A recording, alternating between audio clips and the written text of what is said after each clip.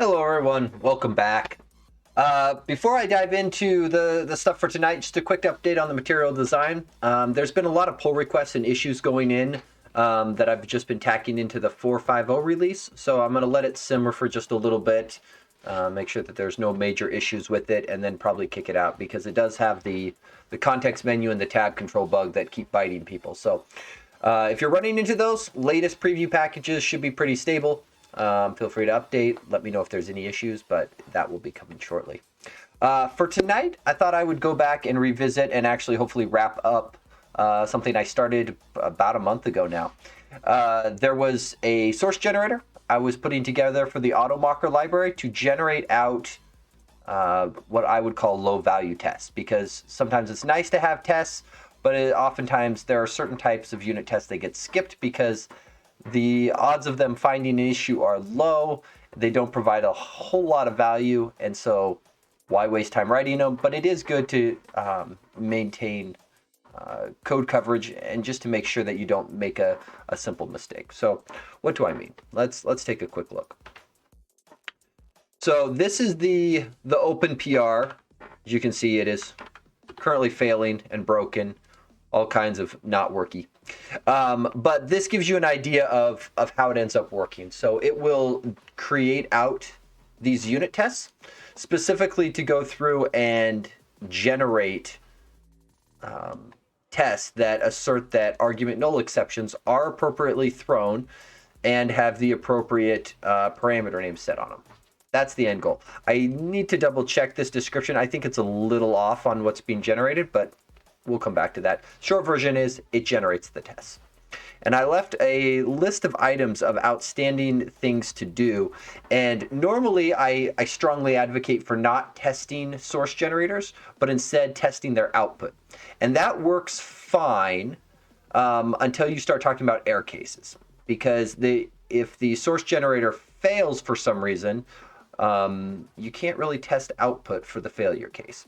So there is something from the source generators cookbook. Actually, before that, if anybody is interested in seeing the starting of this work, there's the previous stream there. But the main thing I'm going to be working from tonight comes from the Roslyn team. They've got this source generators cookbook, which contains a whole bunch of useful information. If you're looking to do source generator work, I highly recommend taking a look at this whole document. It's just loaded with good practices, how to do things, makes a lot of it really simple. So they have this unit testing framework that you can go, or I should say framework. Cookbook's a good word. Yeah, cookbook. Unit testing cookbook that shows you some basic ways of setting this up. Now, there's a few things to note in here. This example here is using the X unit one. If you end up picking one of the alternate testing frameworks and bringing in that NuGet package instead, just know that you have to replace this X unit with like either NUnit or MS Test or similar. They all have a similar class in them, at least from what I saw. But it gives you this source generator verifier, and then there's this little bit of code showing you how to use it. Now, the first thing I noticed, and I opened a PR for it, is it's missing a little semicolon right there. The other thing that is a little off, and I suspect something has changed in the API, is this generated sources doesn't exist. So something else in this area is off as well. I don't know what. So that's kind of as far as I had gotten down this path. So if we look here, let's just take a quick look. Ooh, quick side note. I run the preview versions of Visual Studio, at least on this machine, because they tend to, most of the time, are pretty stable. After doing the latest update, there's this cool what's new screen. I thought this thing was pretty slick. Cool thing right out the gate, setting a temporary breakpoint. So we can test this out. So right click, just anywhere on the left bar where you would normally do breakpoints. Insert conditional, trace point, but now there's this new cool temporary breakpoint. Oh, I guess you actually have to put it at a point where a breakpoint would be valid. Let's go down into a method. That was a bad use case. Here, method. So it'll break once and only once. I thought that was kind of cool. There's always been the little green arrow you could click on that will run to that point, but having a temporary breakpoint I thought was pretty slick. Get line staging, great. I use GitKraken, don't care. Vertical tabs, I'm not a fan of vertical tabs. I've got some colleagues that love them. Not my thing. Not my jam. Raw string literals. So this is something that is coming in C# 11. So worth noting, you do need to set your lang version to preview in order to even have access to this. But it, for people who are familiar with like here strings or multi-line literals in other languages, this should look somewhat familiar to you. You can actually, so apparently there is an analyzer to help you auto-convert, which is cool. But then there is also this fun, you can do 3 or more quote characters, drop down, and it will keep going until you have the same number of quote characters terminating the string, which is pretty cool. I was reading the spec for this, and there's some completely weird stuff. When I say 3 or more, that's the part where I was like, wait, really? Do I really need 7 quote characters to start a string literal just so that I could escape 3? I mean, maybe I need 7 quote characters. It's a possibility. I just thought that was funny. And then C++, I'm glad they got line hints. Congratulations, C++ developers. Okay, so I've got a test generator. The generator works. The use case that I added in next was what happens if the class is not declared as partial. So specifically, if we look at like the XUnit case, right now the way you set up the source generator is you put the constructor test attribute on top of a class, and the class must be declared partial because it's going to generate up a partial implementation of that. So if we look here, we can see what it ends up generating. So it ends up building out something like this. And this is my comment about it being a little different in terms of how it's generating. I need to update the description in there to show that it does this. But it generates a partial class, and so if this guy isn't declared partial, you get a compiler. And that wasn't real helpful. But what I did is I added a little thing to the analyzer, or not the analyzer, the generator, so that if you try to do this, go, you get a reasonable error message. So I picked the prefix AMG for AutoMocker generator. I don't know if that's a good prefix. That's what I went with. 001. And then class, big long class name, is decorated with constructor test attribute, but is not declared as a partial class. Open to feedback on these messages if they make sense, but it gives you a nice little thing. You can double click on it. It'll take you to that point. Which I was like, meh. So if we close this, right? So say it's closed, you double click. It takes you right into where that thing is declared so that you can hopefully go through and fix it. So that's what I did. And I was hoping to write a test on that case to make sure that it worked. And that's where things get interesting, because in this case, you can't test the output because there is no output. And testing based on the absence of output didn't seem very good. What I really want to write is a test to verify that in that use case, I get this nice error generated.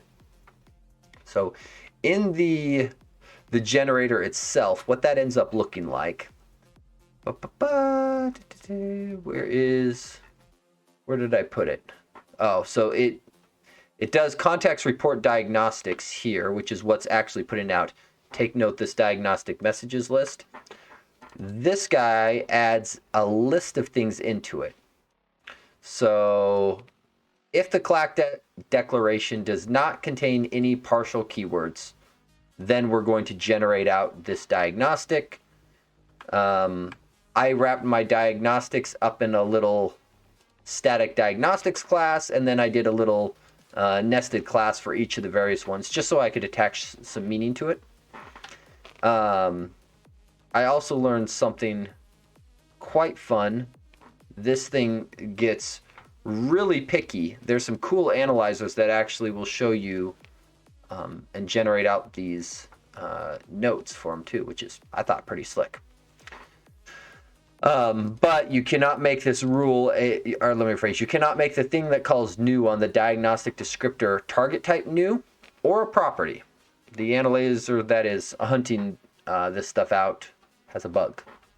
So currently can't do that. But that's where all of this is coming from and what's building all of this out. I was like, okay, cool. I'm wondering if this should be test generator. Probably makes more sense. And you see, as soon as I name this, it now already knows there's a problem. Either revert the updates in source code or update the unshipped release. This is just so cool to me that I changed this category string up here, and this guy was smart enough to then go and update my markdown file. That is just awesome. To the developer who built that, I salute you. That is awesome. You have made my life very happy. Okay, so back into the testing of the thing, because that's ultimately what we want to get to. We want something like this. As you can see, I've started a test class, started a test method. In this case, the unit tests are using Microsoft tests for no other reason other than that's what the other test project was using. So I figured, let's stick with it. And so I've been working on trying to use the example from before. So, and I think, in my case, I don't care about the fact that generated sources is missing. What I do care about is this expected diagnostics. And I want this thing to generate the appropriate expected diagnostics. But there's a few issues here. So for starters, if I run this, run the test, this test should fail.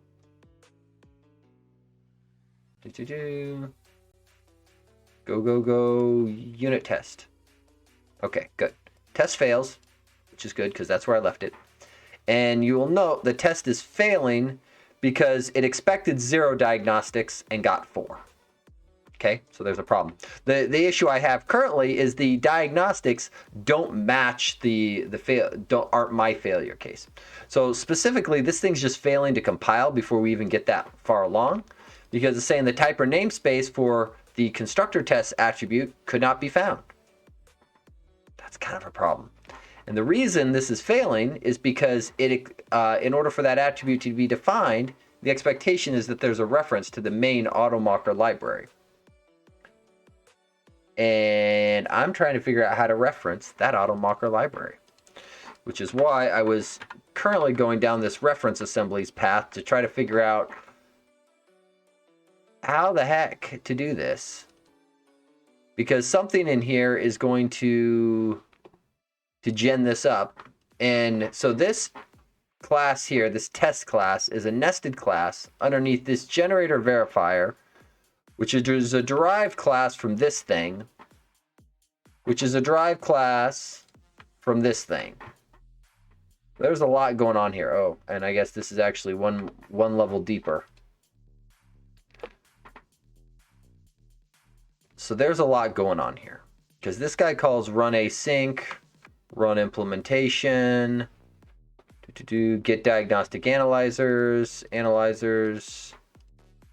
verify diagnostics. And this is where I'm not entirely clear how I inject my stuff, because I'd like to hijack the project creation, I think. Create project implementation. So this is what's going to create a project. And I believe the project itself, if I remember correctly from the Roslyn APIs, the project is what you can think of this basically like your CS project. It will have references and similar. Okay, so project state, reference assemblies.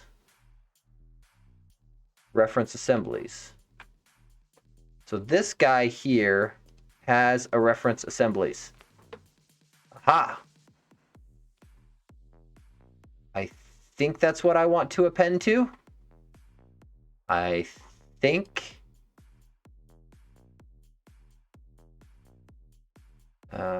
This does a bunch of stuff. So I think I want to just tack on to reference assemblies,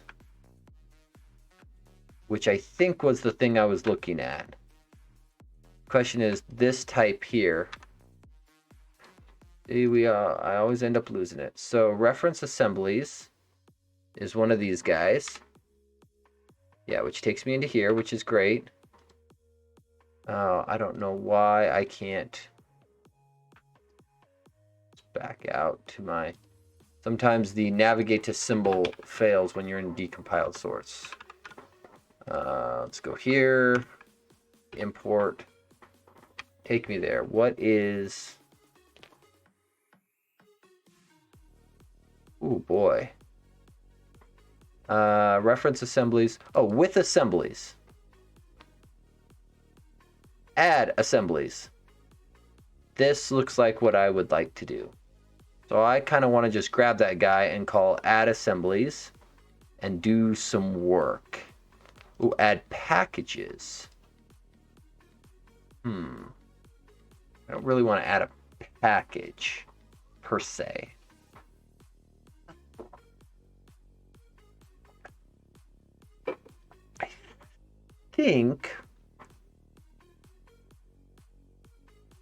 I think I just want to do an add assemblies. So if that's the case, kind of tempted because this lives inside of here. If I go reference assemblies, add assemblies, immutable array. Can I just get away with this? Is array an immutable array? Okay, how do I create an immutable array?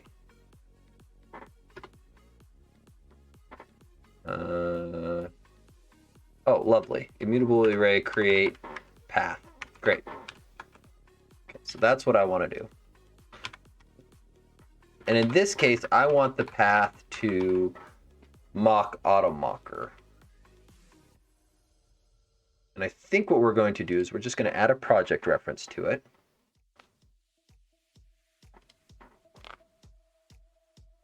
So that should get it in there. And I think what I can do... Let me just check the output directory. Actually, let's check the output directory of this guy now when we rebuild him. Open containing folder. Bin, debug, net6. Oh, hush. I understand. I didn't use it. I know, you're picky. You're picky. You have a lot of analyzers turned on. Little things like you have to use all your variables. And other important stuff like that. Okay, so what I want to see in here is Moq.AutoMocker. Moq.AutoMock. There we are. So I think I can get away with just doing this. Let's find out. And because this test class is something that lives inside of my test project, I don't feel bad about doing it there because all of these tests are going to be testing the same source generator. That source generator is going to be distributed along with that package. It's a reasonable assumption in my opinion. Okay.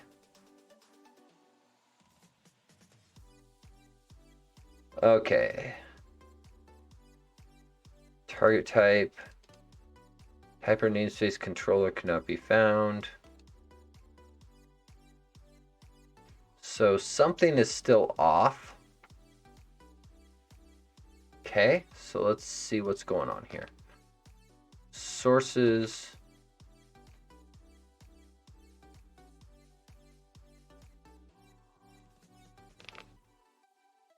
Okay. It's like it's not getting the code I would expect. Oh, I have a feeling I know what it is.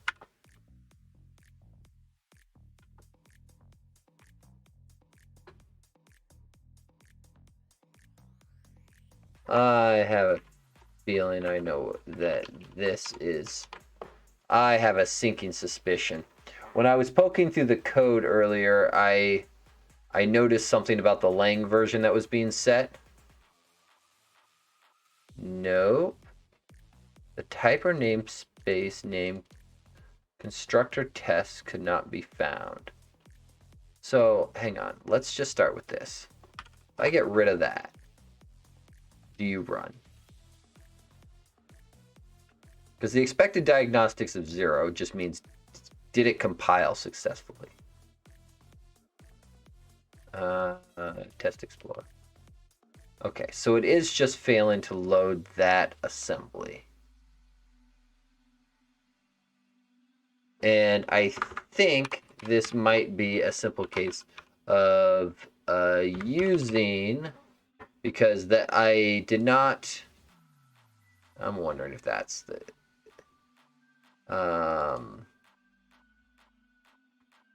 if it just needs a using statement for it.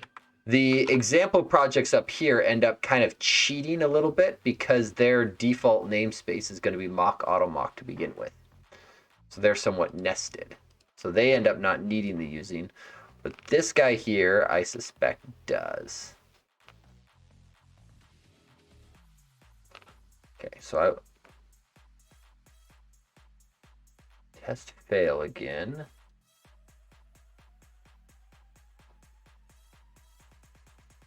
Okay, the namespace mock could not be found, or are you missing an assembly reference? Well, I thought I included an assembly reference, but apparently not.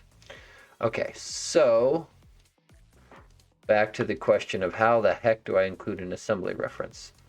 So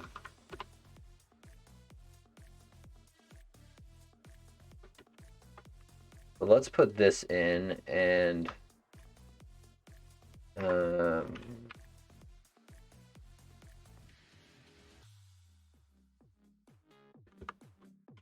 string full path, and we'll go will exists.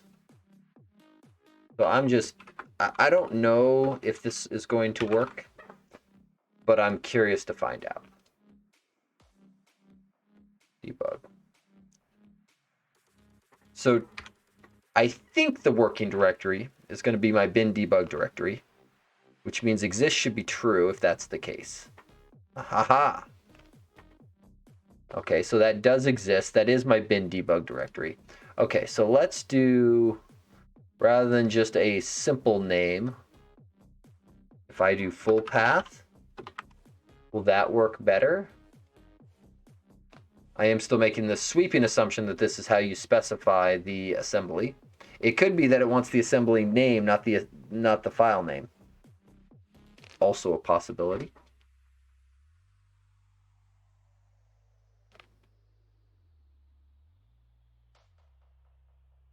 We'll see in a moment. Oh, Test Explorer. So that didn't work. So let's try here. I'm going to dock you over here just so I can keep you off to this, out of my way. So what happens if I tell you to load just the assembly name rather than the file name? Because assemblies have names beyond this, and I am really not sure when it's just an immutable array of assemblies what that actually translates into. Run.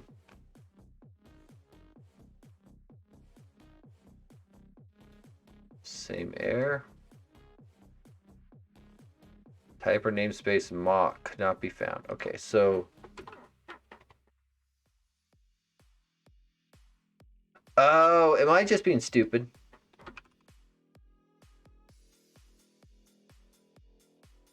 Is this supposed to be like that?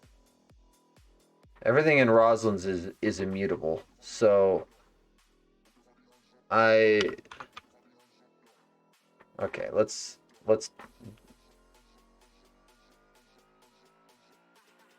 yeah, hurry up and figure out that that's not a unit test method. Okay, I have a sinking suspicion that it is not mutating. Assemblies 1, raw view. Okay, now it's actually assigned back in there. Reference assembly path, net core app 3.1. Am I really on net core app 3.1? Is that what it is? Huh, I wonder why it's doing that.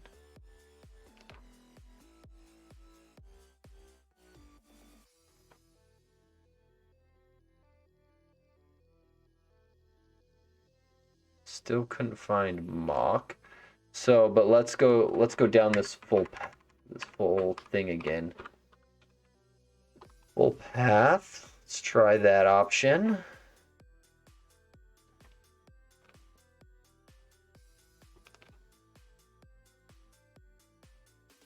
That is now assigned in there. Great. Go.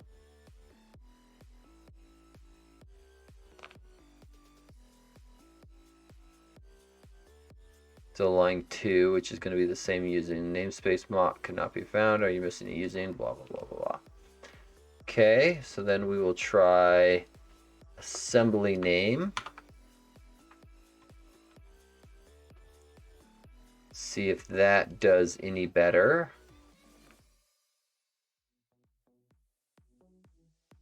I'm wondering if I'm supposed to do something with the compilation options instead. Same error. So let's look at the compilation options.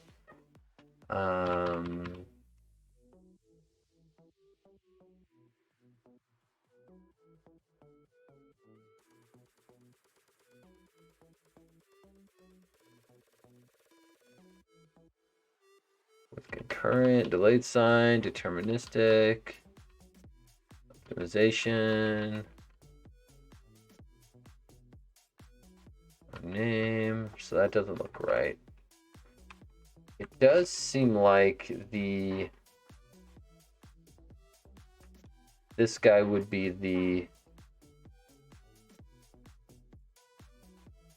run implementation.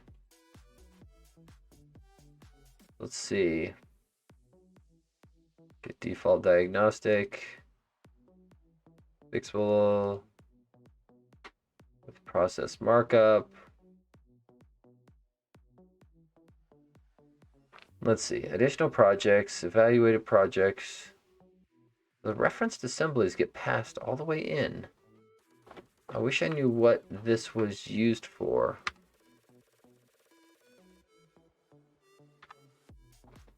Let's look in here.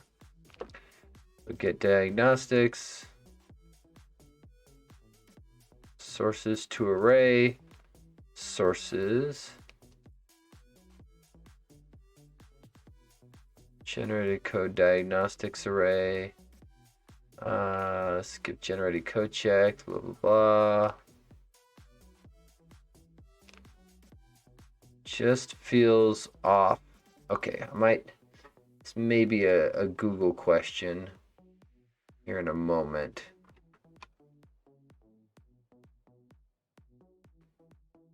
Let's see.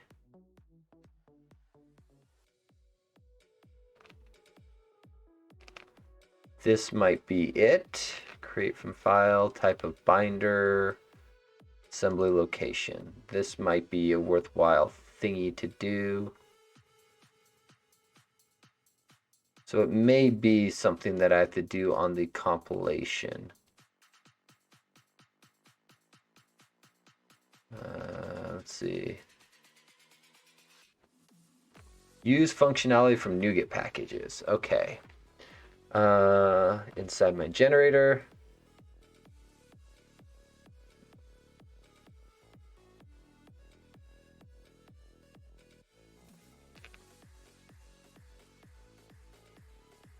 Referenced assembly names.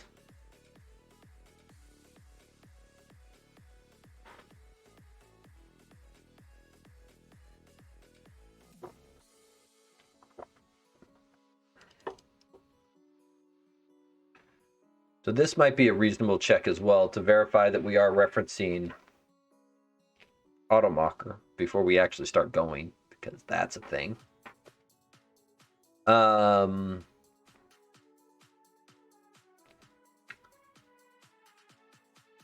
Okay. It's not quite what I'm after. What I'm really wanting to know is how I can...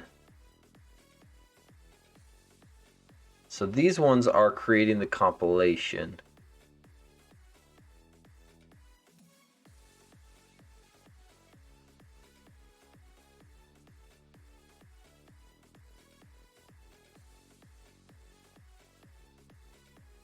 Interactively regenerate the code as the user is editing files.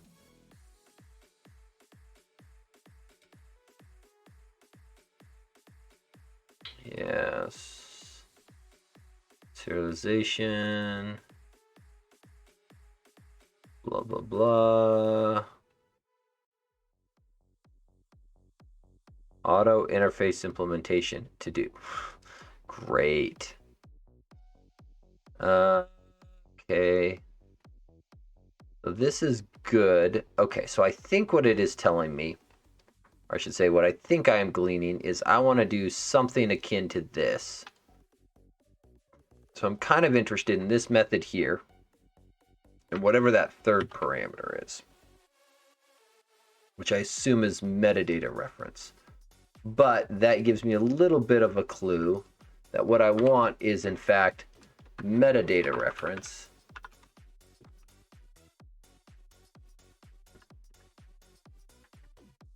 Somewhere on here.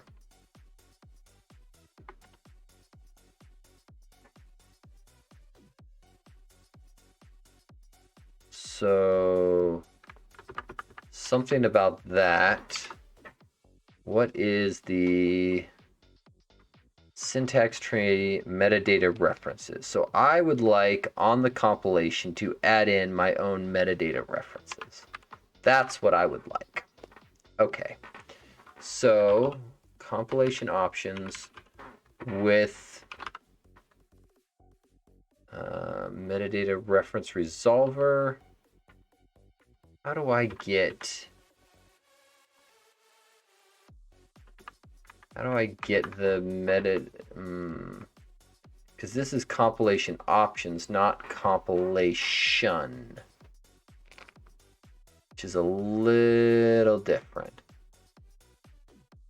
I guess the question is, what does this metadata reference resolver look like? Resolve reference. I kind of just want to add a reference. So what creates the compilation? Can I override something that's like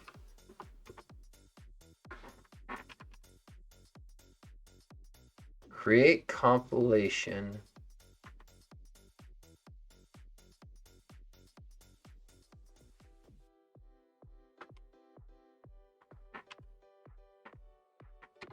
so that's kind of cool.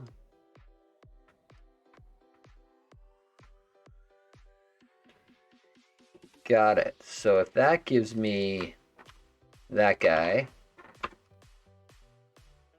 then I can just slap that in there.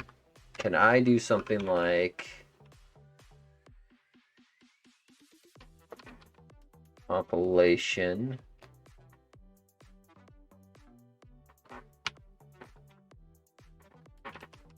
with references? See, there's a set of references. Okay. So how do I get... I want to participate in this compilation. Ooh. So I go up here and go compilation. Like this. And then we just feed that into the base method. We'll just tack it on the way in rather than on the way out. Okay, and then what I want is a metadata reference. Create from file. That seems to be the easy option. And we'll just do something like this.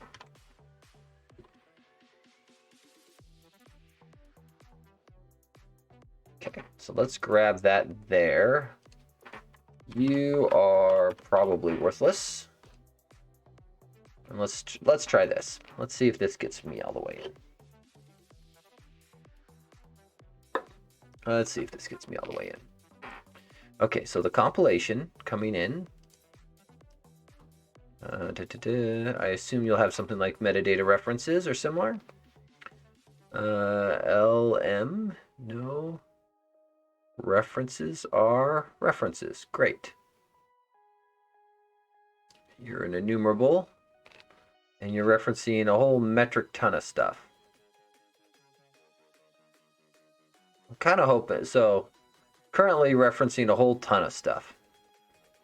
I want to make sure I didn't just whack all those references, because I assume with references appends, but I don't actually know that. So let's just check. Before there was about 150. Right, that replaced all of those. That's probably going to fail in new and spectacular ways.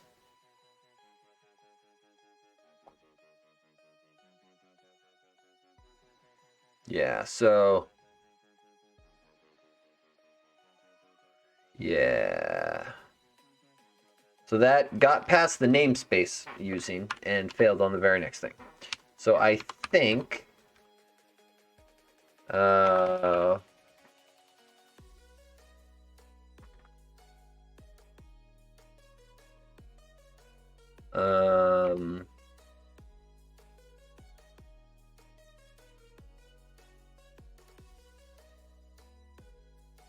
I'm just looking at add references. Yeah, I'm thinking add references is a better option. We would like to add one more thing to the list, not just blindly nuke everything.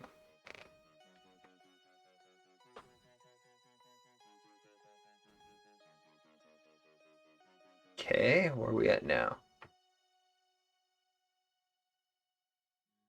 Type or namespace controller could not be found. Are you missing a using directive or assembly reference? Okay, so that feels like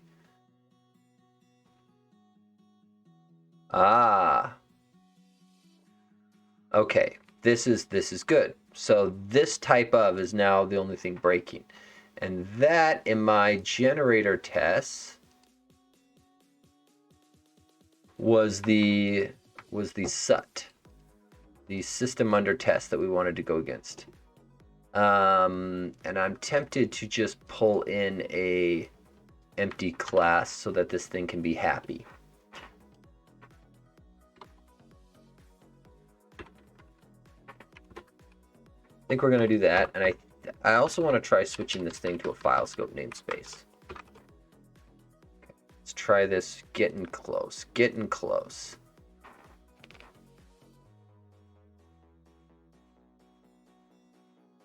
Aha! Success! There we are. Okay. So using statement, namespace, target type to be in here, expected diagnostics. Now we throw this away because the expected diagnostic is not, or no failures is not what we expect here.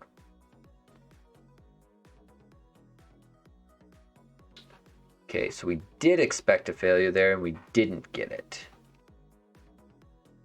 Interesting.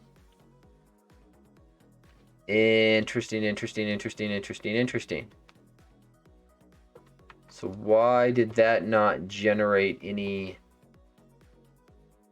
warnings? So we should be able to actually come in here and debug this guy now. So the other reason to write these tests, for people who watched the previous video, it's a pain to test your source generators. It's kind of a pain, especially when you want to debug through them. This, you can now debug through. Okay, so we come in here, diagnostic messages 0. So it did not detect anything. But it also did not detect any test classes either. That's interesting. So we have a different problem. I wonder what happens if I do this. Do I have something stupid in my code that chokes?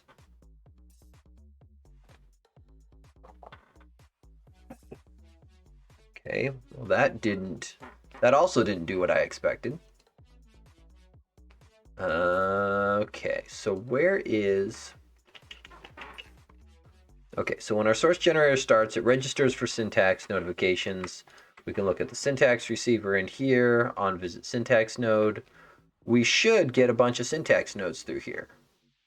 So let's, because I expect to see the namespace, the using to come through, the namespace, the class declarations. Okay, so what is the node? Compilation unit.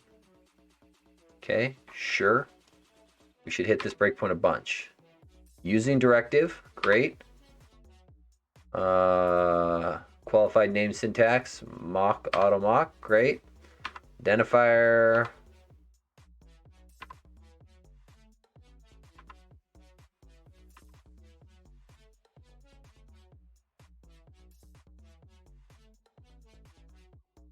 Found the attribute, great. Type of expression, identifier inside the type of class declaration. Okay, so which of you, so it must, I strongly suspect it's not getting inside this if.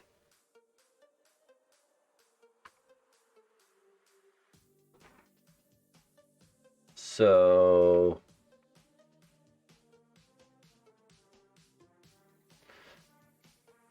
let's check these. So if we go to our immediate window,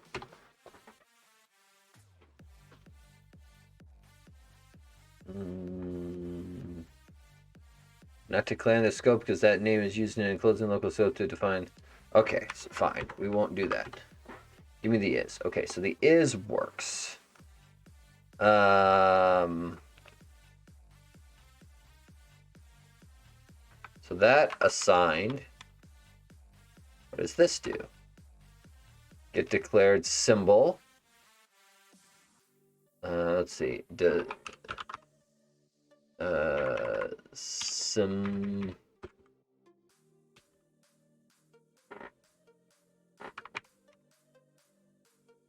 I cannot type. Symbol. Okay, so symbol does exist. So we got through there. I wonder if it failed on the attribute here. I mean, that's a possibility. Let's stop and re-debug this. We're getting past the initial if conditions, but we aren't getting down inside of this. Okay. So we are looking at an attribute. That is our attribute. And it returned null.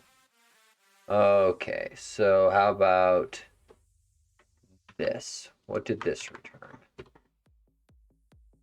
Okay. Constructor tests.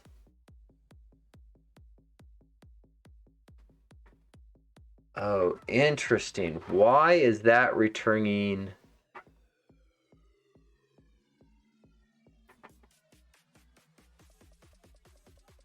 Why is that returning that? Because the actual type should include attributes on the end. So what is... Ooh! Scared me when I didn't know anybody was coming, and my volume is a little too high. Turning that down. Thank you for the subscribe. I appreciate it. Okay. Sorry, immediate window. We were testing to see why our attribute isn't matching, despite the fact that it looks like it should. T is not a qualified... What? Okay. Show me T. T dot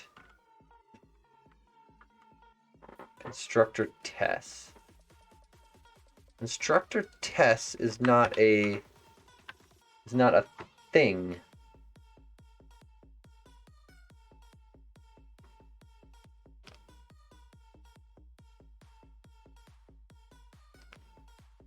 Oh, I guess it is a thing. Constructor tests. Wait, what the?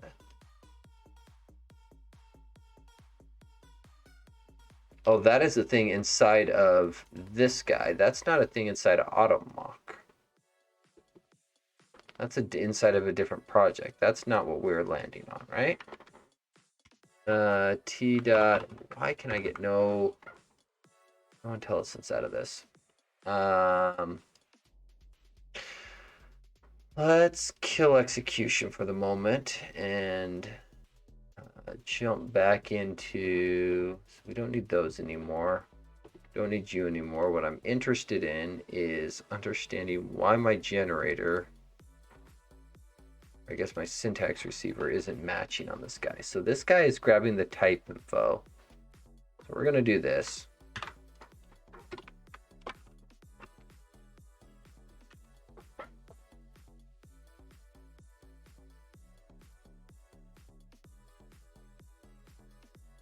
Get target type. Is this mine? Yeah, okay. But this first condition is what didn't end up matching because... Is that something I changed? Hang on. I was making a bunch of tests, or a bunch of changes, and it's very possible that I broke this. Very, very possible. Because one of the things that I did is, yeah, I declared this constant here. And did it include the word... It did include the word attribute before.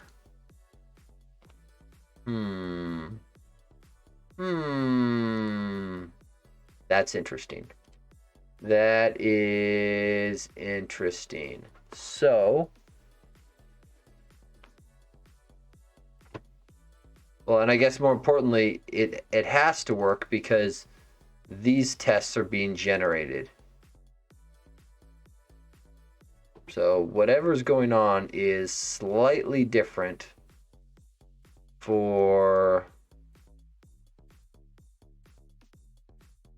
my other source generation. Okay, so something is off in source generation land, and I don't know what it is. I don't know how to convert my thing to handle it.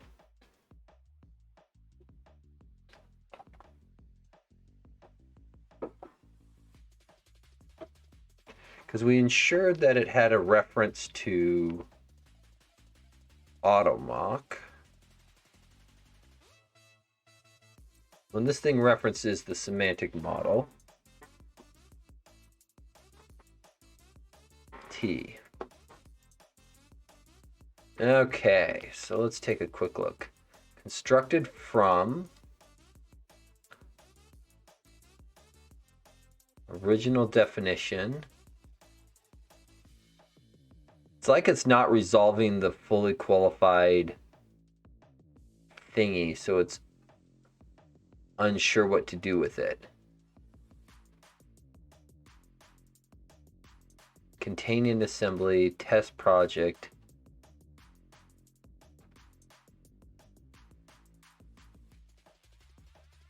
Yeah, something is a little off. It's like it resolved down to the... Let me just check the string that we fed in. Constructor tests.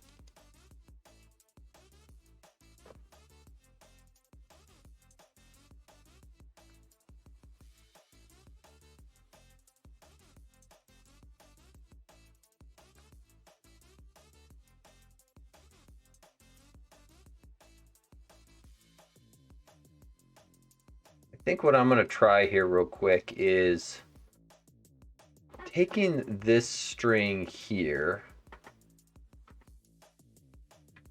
and just dropping it into my legit project, because in theory, these behave identically.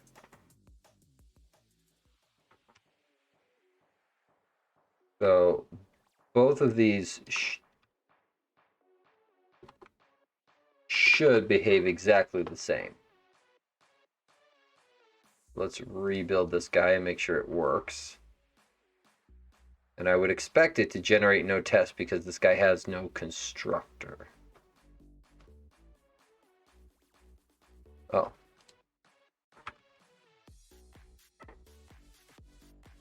So, or it could trigger the exact error that we're trying to trigger by making it non-partial.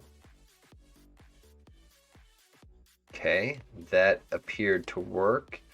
And if we look here, no tests, which is as expected. We found one class that was decorated, but nothing there. And if we drop the partial keyword, it behaves as expected. Okay, so that is fine. What is not fine is however this thing's doing its references. And I'm sort of interested in the checking for the references that we saw in here. Because there was the, if you wanted to depend on, like, say, newtonsoft.json and what you had to do to handle that.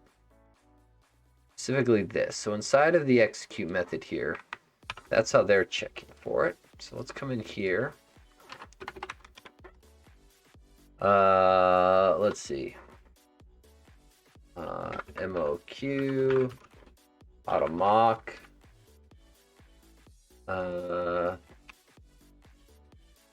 I just want to catch it here if that is even possible, because I have a sinking suspicion, even though I added in the reference, something isn't making it into the right place, or is it making it at the right point or something?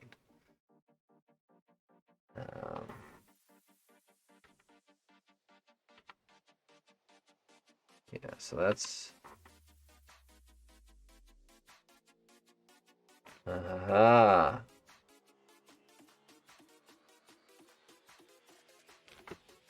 wow. Well, hello, what do we have here? This Immutable visualizer is rather nice. I approve. Okay, so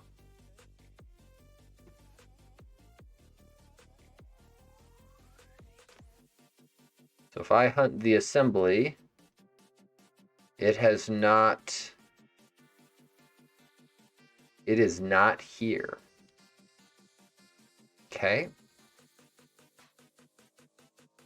Referenced assembly names. Is it in the references?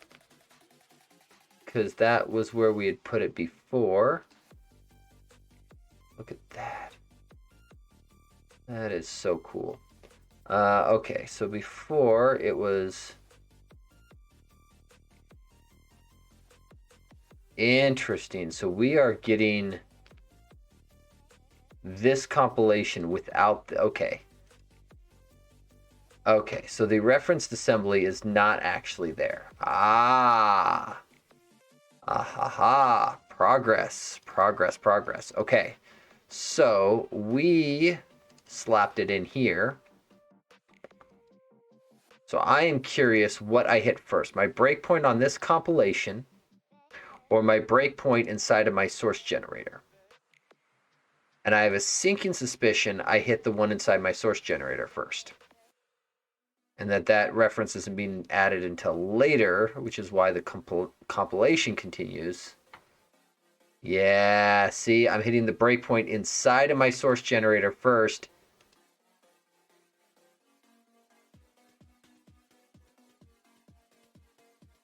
And now I got into my source generator twice before getting there.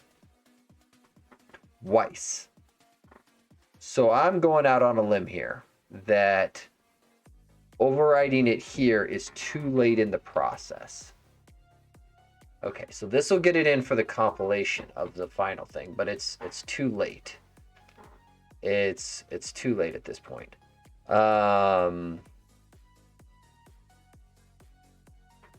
Yeah, and this was the Lang version that I was noting that surprised me, where you can do and I wasn't entirely sure what default was going to do.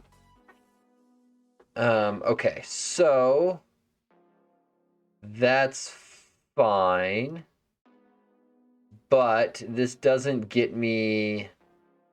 This isn't going to work at this point, so I need something sooner in the process.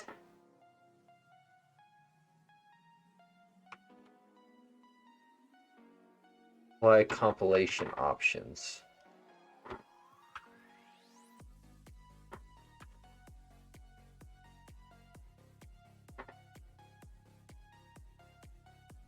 I could theoretically, so let's just do a breakpoint here. Because now I'm just interested in where could I apply the reference to AutoMocker before hitting my source generator. Ah, so this one came first. Okay, so let's back up then. So if that one came first, what happens if we do this? So we're gonna comment you out for a moment.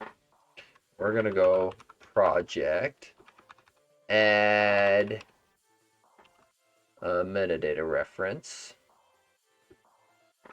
So we're gonna go with project equals project, and we'll just do this whole metadata reference thing again.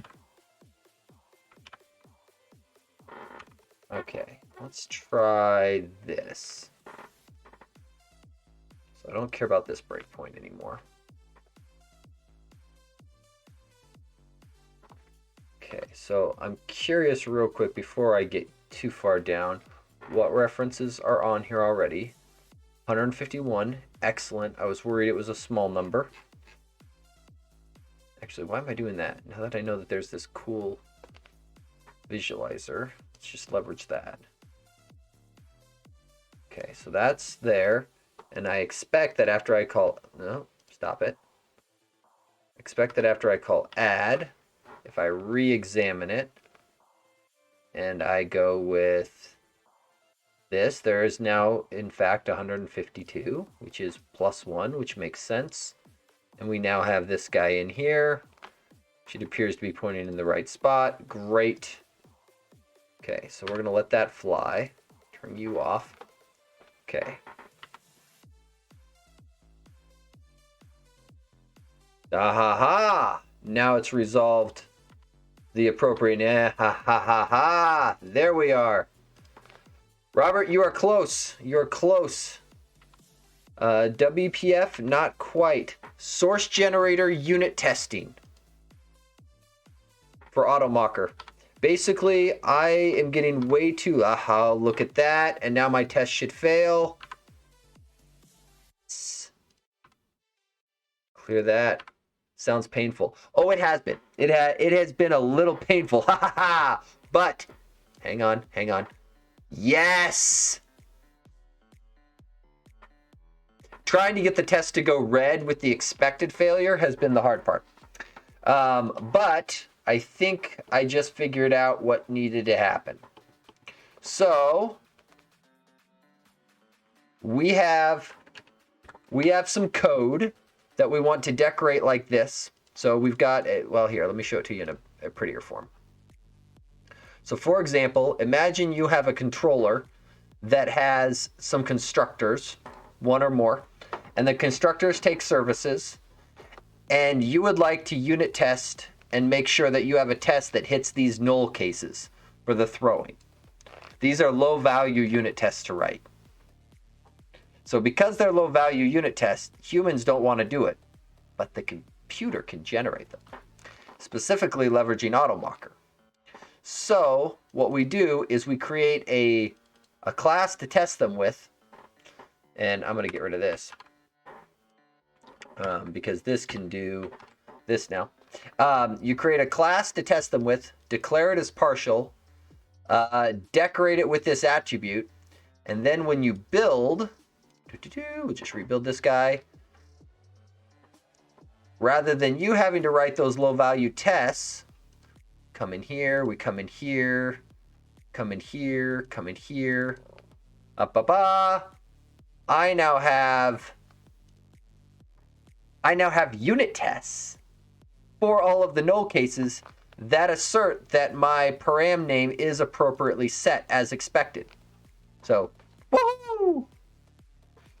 So no need to build out your own thingy-mabobber. It will write the test for you. That way I can get the perks of code coverage. Yeah, exactly. I can get the code coverage numbers up because it feels unfair to let the constructor hurt your code coverage, and it also feels like a waste of time to write those tests. So this is best of both worlds. Now, for minimum effort, I can get all of those code paths tested.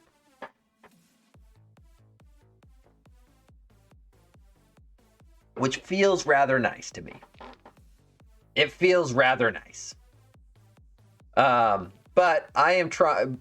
So the problem being is, for example, if you go through and mess this up, like for example, rather than declaring this class as partial, because those tests are generated into a generated partial, if you do something like that and try to build,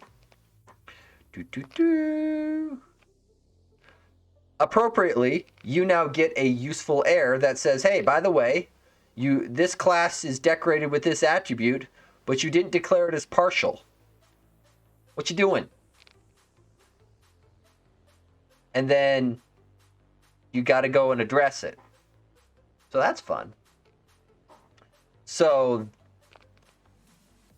that way you can at least get useful stuff. But the problem is, I wanted to unit test that. And that's where the hardness started happening. Is I wanted to write a test. I wanted to write a test over my unit test source generator. So I'm unit testing the thing that's writing the unit test for my project. We have reached a particular level of inception that's getting out of hand. So now what I not want to do is create a new diagnostic result here that represents what we expect. Let's see. With a particular ID and severity. Okay, so what I need then is this to be public. Because there's no reason it shouldn't be. This is just the source generator. Doohickey. So that goes there. And I think what I want... So I don't know if I have to gen up a... I don't know if I want to grab the descriptor.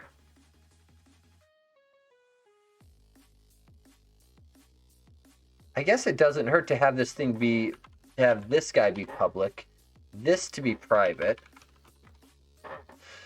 And then we will do diagnostics dot test class must be partial dot rule. And now this should go from failing test to passing test, and then we'll have to give it a name other than test method 1.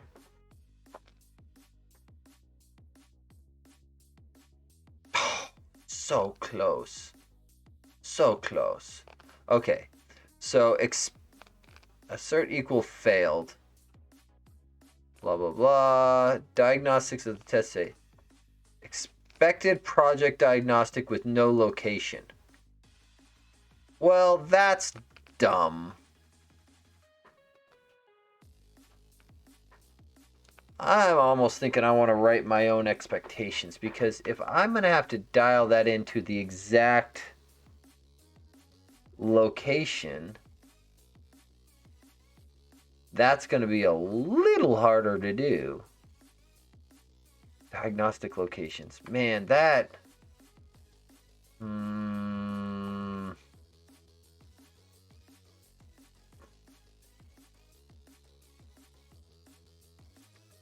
That seems a little painful. This is not the test thingy that I want.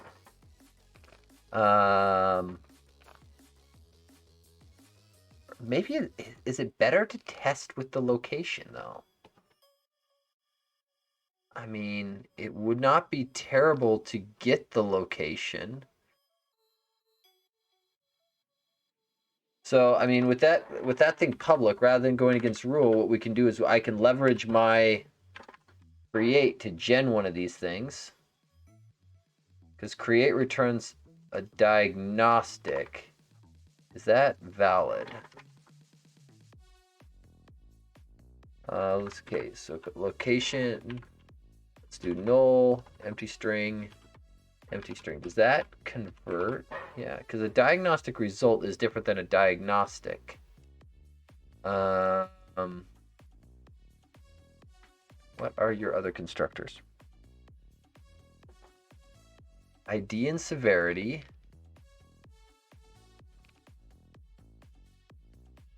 Or from the descriptor, let me guess.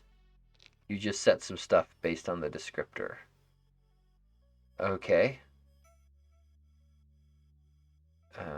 Great.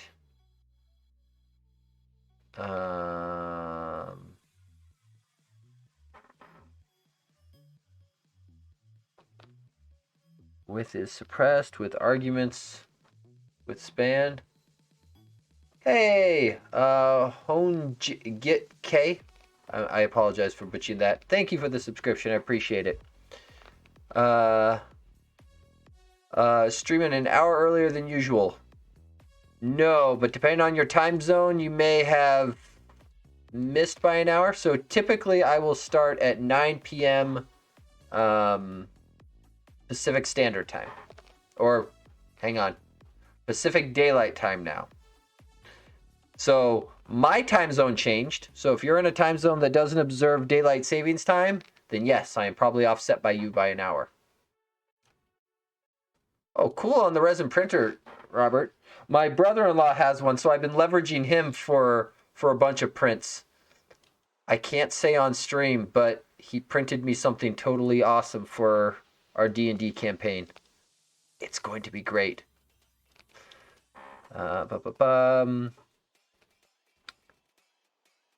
With applied, with line offset, append spans. So I could modify it. This just seems like such a pain in the neck. I guess with location and then just doing the line and offset is probably reasonable. Spelljammer, oh boy. Okay, so expected diagnostic is here. An actual diagnostic is down below.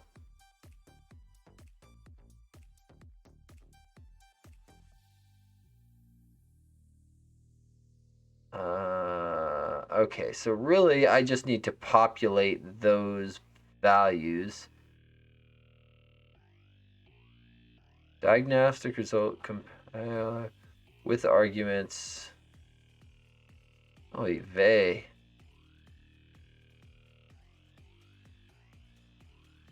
So it populated that, but it did not populate the span, and it did not populate the arguments. So I get, okay, so technically this is actually not that bad. It's kind of a pain to write though. We're writing some helper methods over this because this is not the API that I want. This is very much not the API I want. Okay, so let's go with this. Var expected result.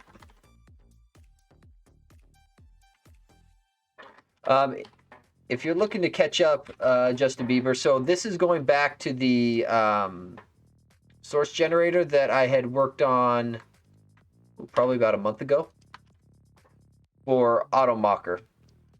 And specifically trying to write in some tests for it because I'd like to close out this pull request I have open and get this done.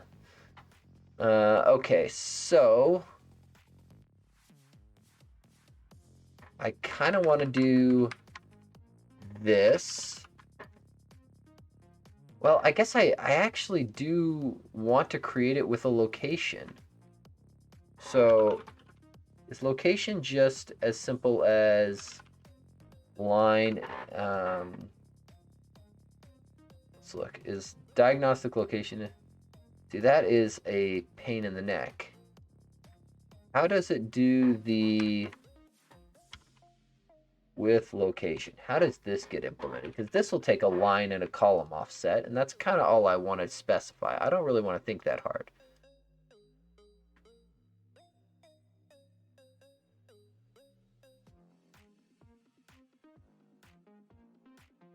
Path line, because this thing didn't show a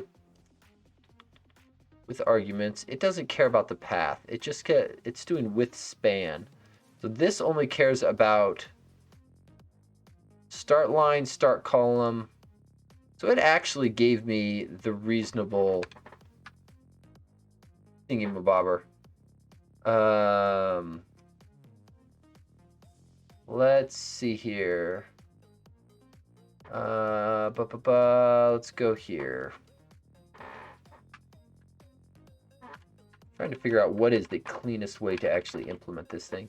So compiler error, identifier, with span. This might not actually be this bad. With arguments. Bar expected result. So we're going to try this. I think this might get me what I want. Expected result goes there. That goes there. And now run test. Because if this is all it needs is the ID. Oh, yes, I see you. You're unhappy. I'm sure I forgot the semicolon at the end. Because if it just needs that to be specified.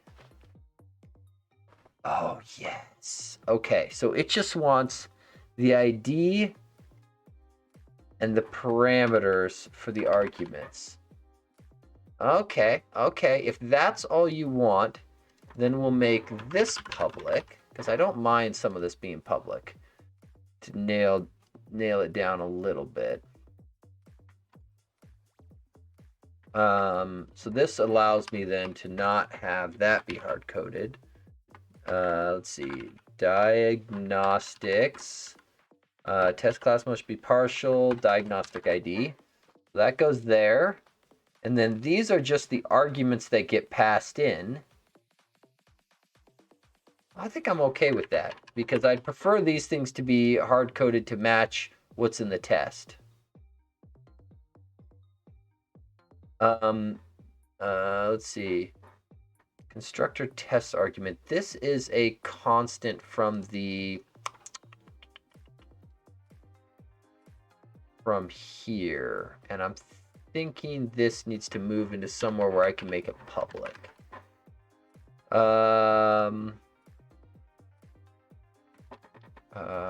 Let's go with public static class AutoMocker.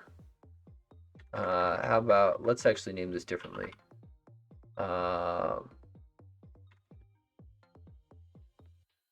AutoMock. And then we will go that. So there, that's a, what is your problem? Just move to separate file. Thanks. Into your own file. That's all I care about. And then down here, this is just going to then be AutoMock like that. And then this becomes AutoMock like that. Okay, that works well. And then that means in the test, we can change this to just be the same. Boom. And then as long as if we ever move these things around and change this code, this thing is probably going to need to change. But I think we have a working test. Sweet. That was a lot of effort to get working. That was a lot of effort to get working. Okay, so let's give this a better name.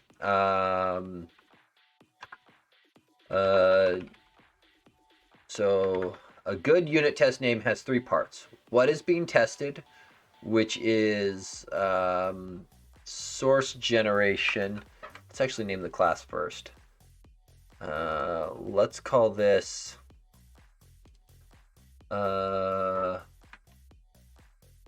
test generator test.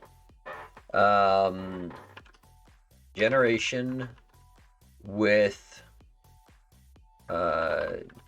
decorated, how about non-partial class?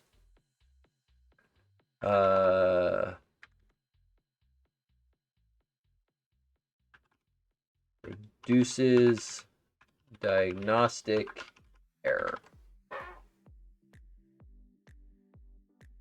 There. So what are the other results? Is there like compiler warning?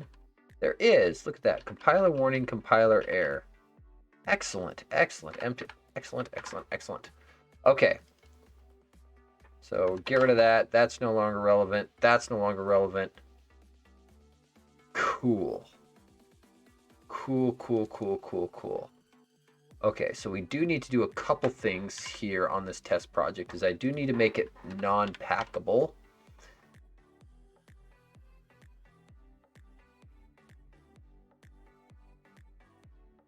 That should work.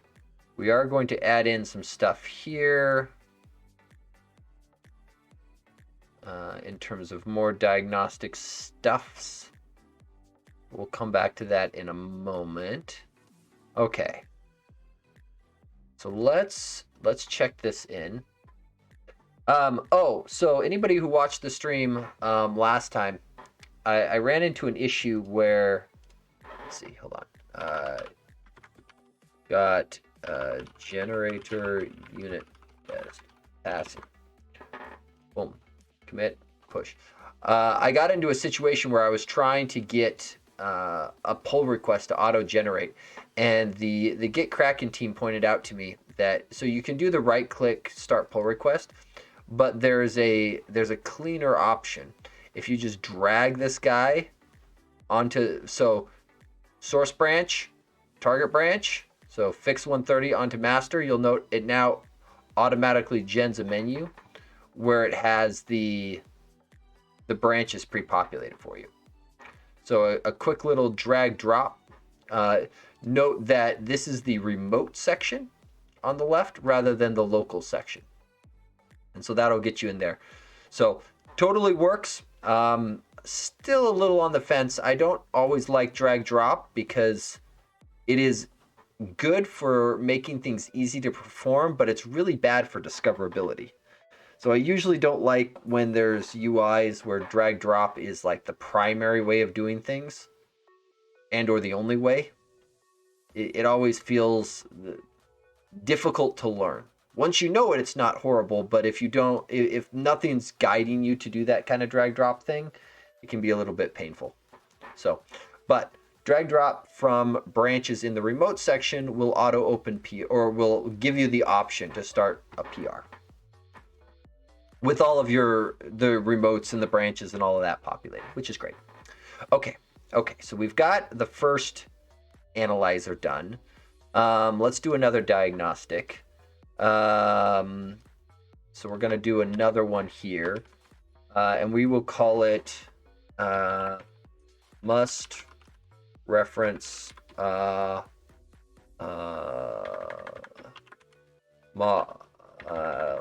drop that.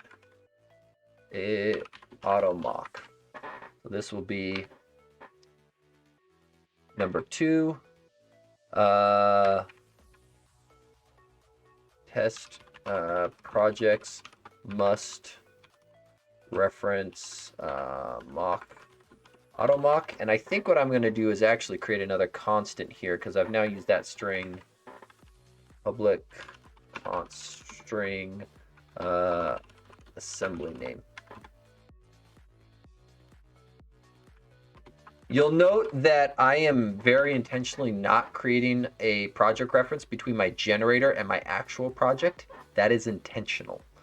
You can run into some fun assembly resolution problems with those links. And so I much prefer to just, for example, create constants and things like this so that I don't have to deal with that problem. Okay, so this is now going to be AutoMock assembly name. Great. Let's see.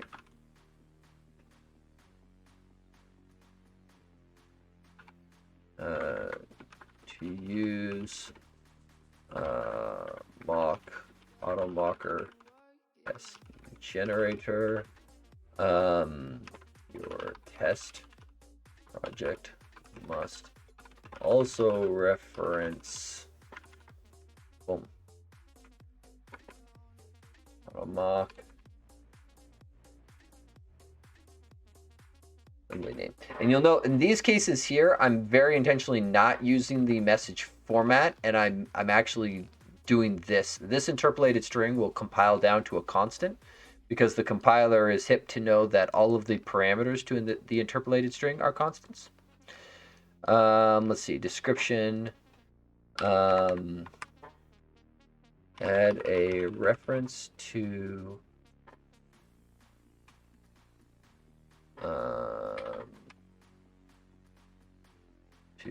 the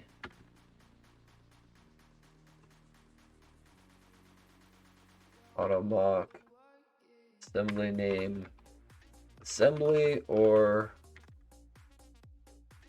reference the just grab the NuGet package name. That let's see, because this has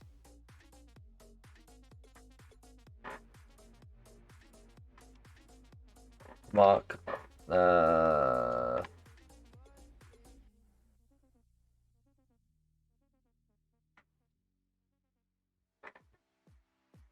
I'm gonna just create, even though these are identical,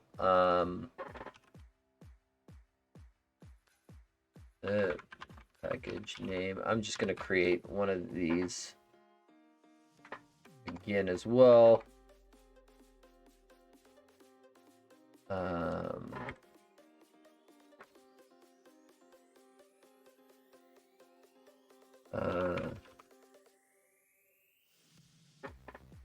I think if we go here, we can do this, and we can go one step further on all of these things and make this a very clean by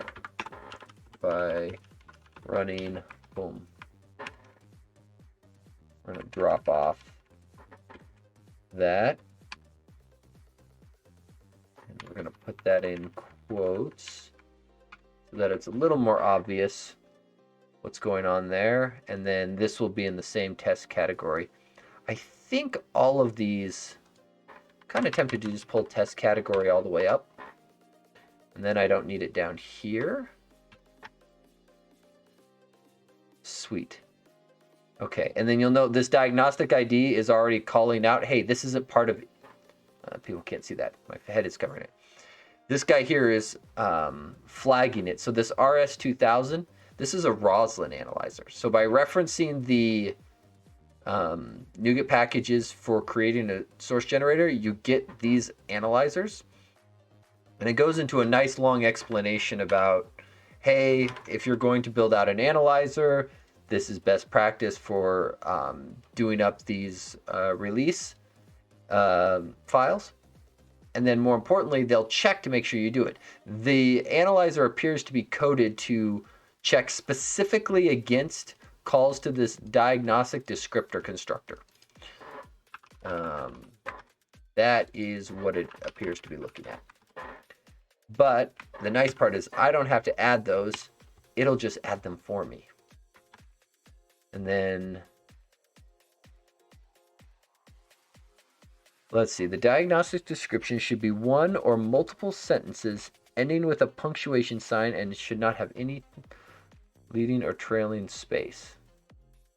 So the fact that I did not end this with a period is what's throwing the warning.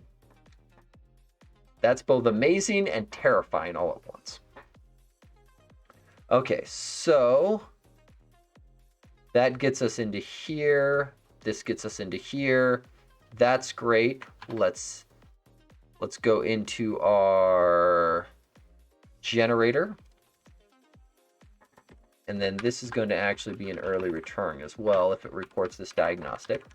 So, and then diagnostic, let's see, must reference AutoMock, create, and this doesn't need a location, doesn't need a class name, doesn't need an attribute name. This is all optional bits. Location, null. I like the little create methods. They make my life a little bit easier. And then it's very clear from my diagnostics, must reference AutoMock, create. Seems pretty straightforward.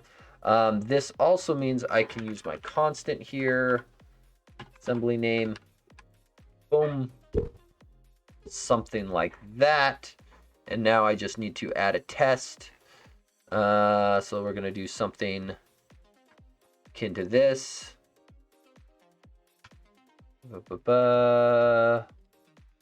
And then actually we can get rid of that line. That's not useful. That's not useful. Yeah.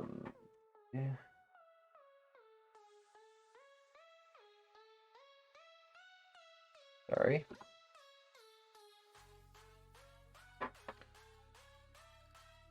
Okay.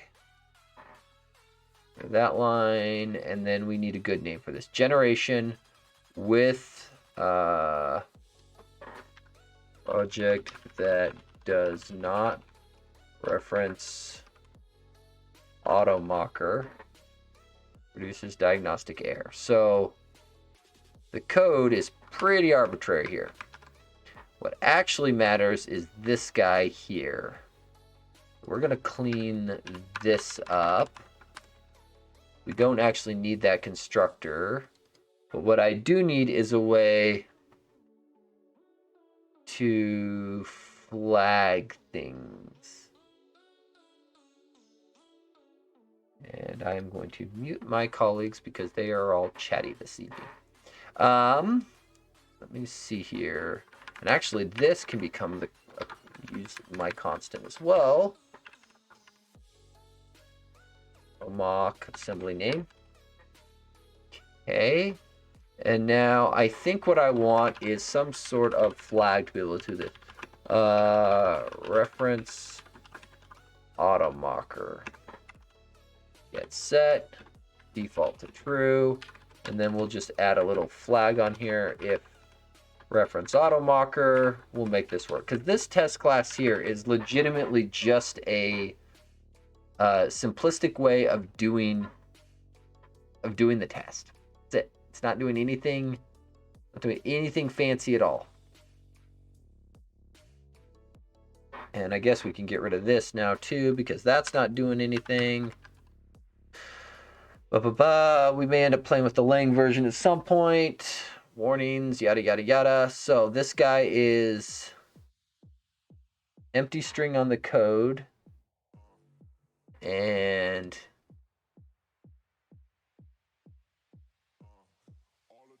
let's go here. So this is going to have no arguments. It's going to have no location. It's not going to be must reference AutoMock, diagnostic ID. And then the only thing I want to do here is reference AutoMocker goes to false.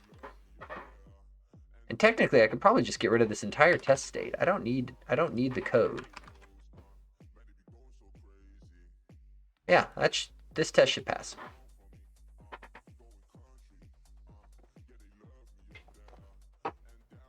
And then it clearly... Wait, what?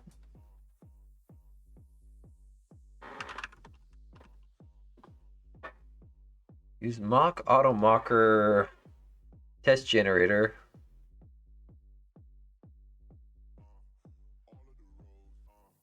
Wait, this thing has a reference to the... Huh?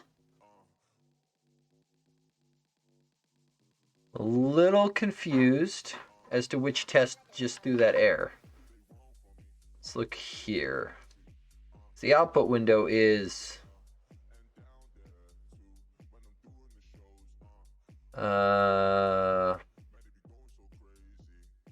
What?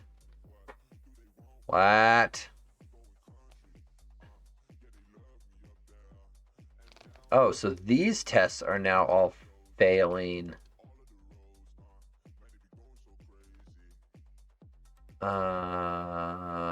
Okay. What is the... Hold on.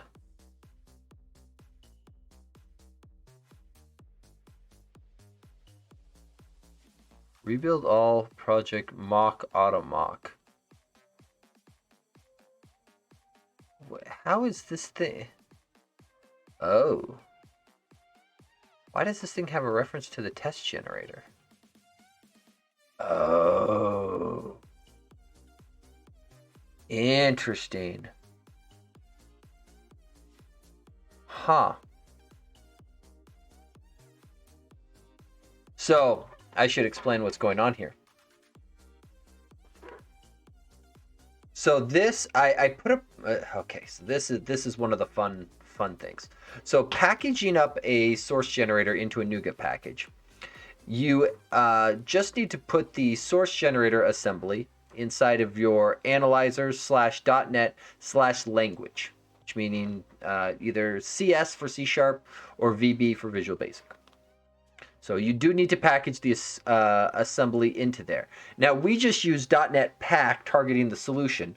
So I had to do some, we'll say, creative MS Build stuff to get this DLL in. And part of how I ended up doing that and making sure that the other project was compiled first was by putting a dependency on it, but not referencing it. This is interesting because now that is going to fail because I have now this is a situation I don't think is possible though. What is the appropriate way to handle this? I could downgrade it to a warning and suppress the warning here. That's probably the cleaner approach. So let's go into here. If we go here, we can simply change this to warning. And now if we rebuild this guy, this is a very interesting problem. Okay, so it's now unhappy. Ooh, no suppressing warnings. I agree, but in this case, it's a warning that I'm generating on myself with my own source generator. It feels like I should know the use case where it's acceptable. And you'll note the analyzer conveniently went and updated this for me, which is just awesome. I'll allow it. Well, thank you, Kenny. I appreciate it. But I do think I know. Yeah, so we're gonna. This feels really weird. This feels really, really weird. I wonder if there's a way to turn this thing off here. I don't think there is. There's not a clean way of doing that. Well, okay, so let's get it to the point where it gens the warning for us. Because what I want to see is the this guy here. So this guy is generating the warnings. Fairly confident. And the warnings are being upgraded into errors. I'm a little surprised that still reports an error on the output window, but I guess I'm not 100% shocked. I would like to find a cleaner way of doing the packaging. I don't know of a good way of doing it without either rolling something different. Rather than targeting the solution file for the build, I could roll a separate package for doing it. That would work. But that was a lot more effort than these two lines. It's like, ugh. The other drawback is this none does end up putting this little sucker right here, which is yucky. I don't like that either.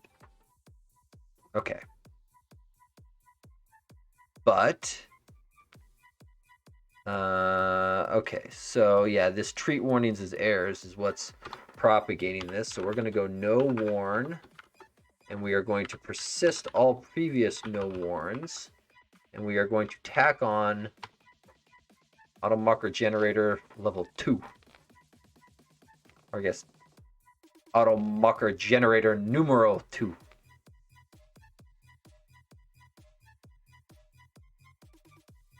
Ha ha ha! Success.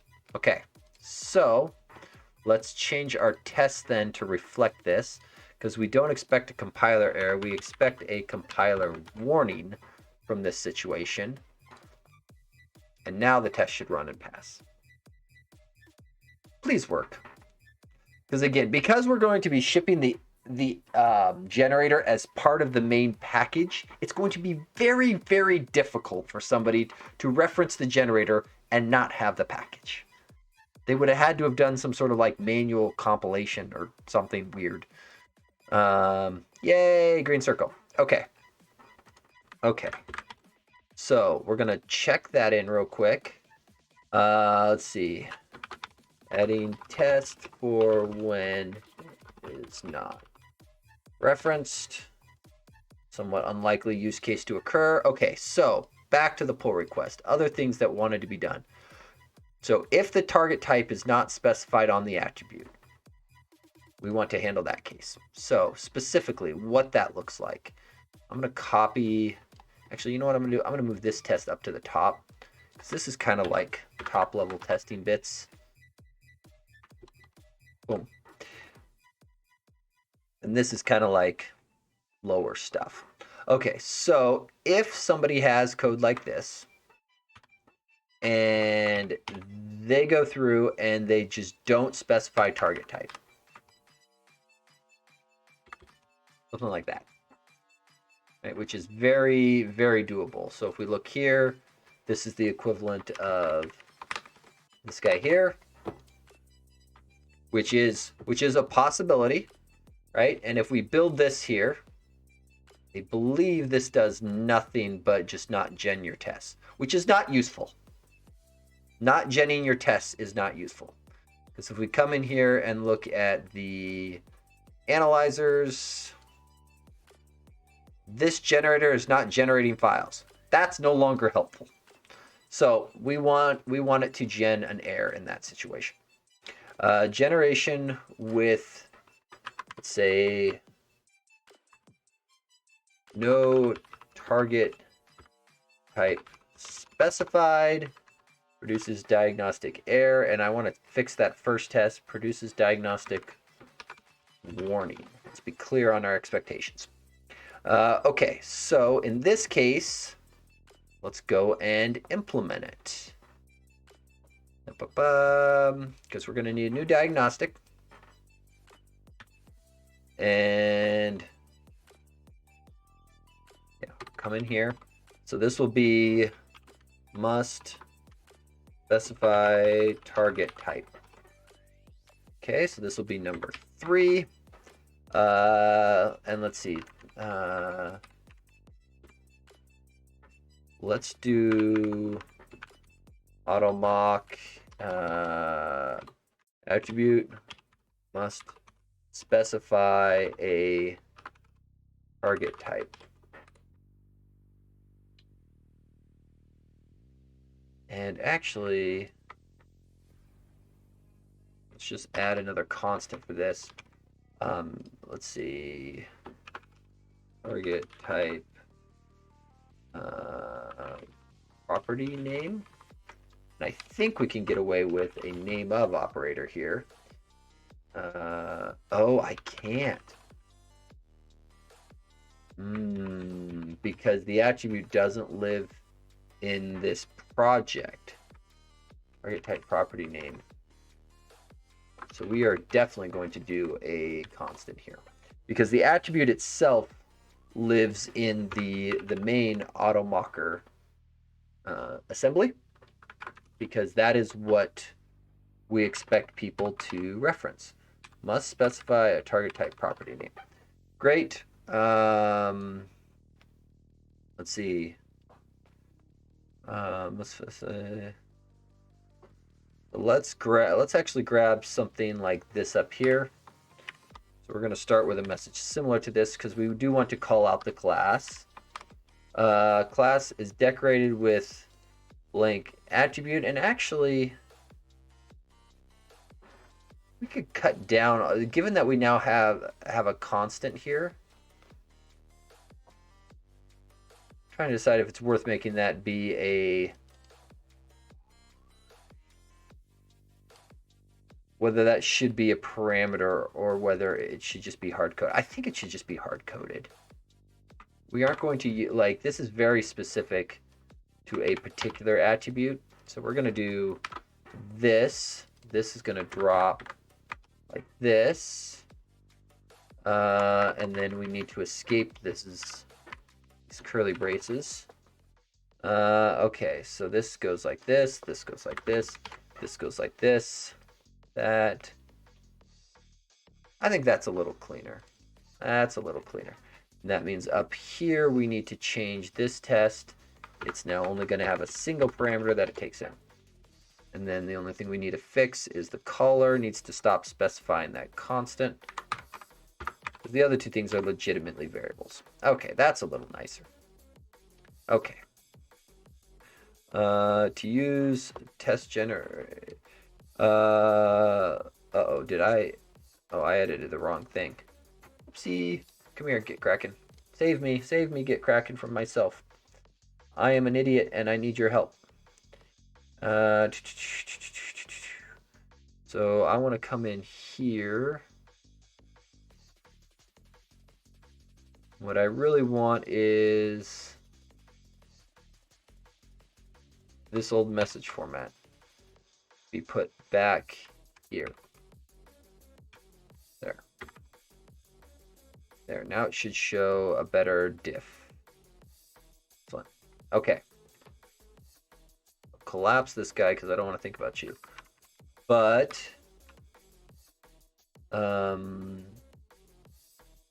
we are going to put this guy here.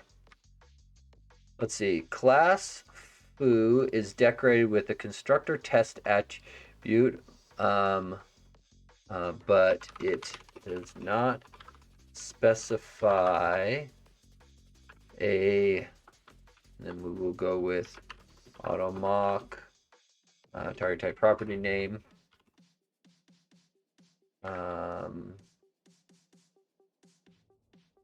set this property to the type of the class you want to generate S4.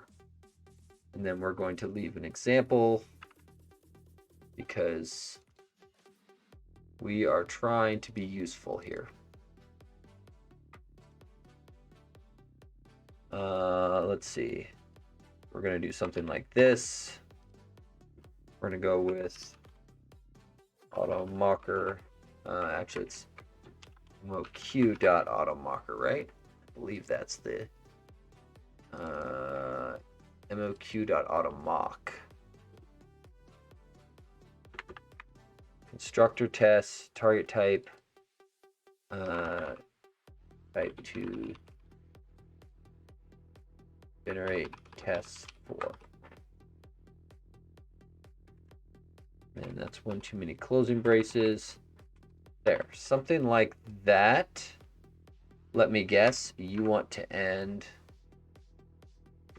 with a period, so you are unhappy because my code doesn't compile. Okay, description.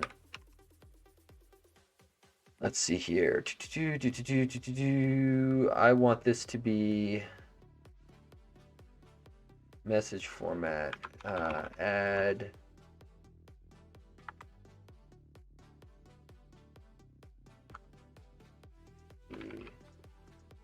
do this. AutoMock target type property name. Add the to the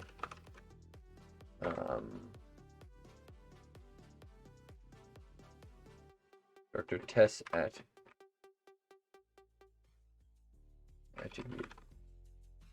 Okay, and then you would like to add this in, and then this will be a error if you do this. Please update that thing in my markdown file for me. Okay, but this one I do want to take in a location because this one should have a location. and it should have the class name as well. So both of those are going to be needed. So this will be location class name. Okay. That there. Okay, so now we actually have to do a check for this thing and actually have this come out. So unit tests in here. Let's see. We should change this to be must specify target type, diagnostic ID.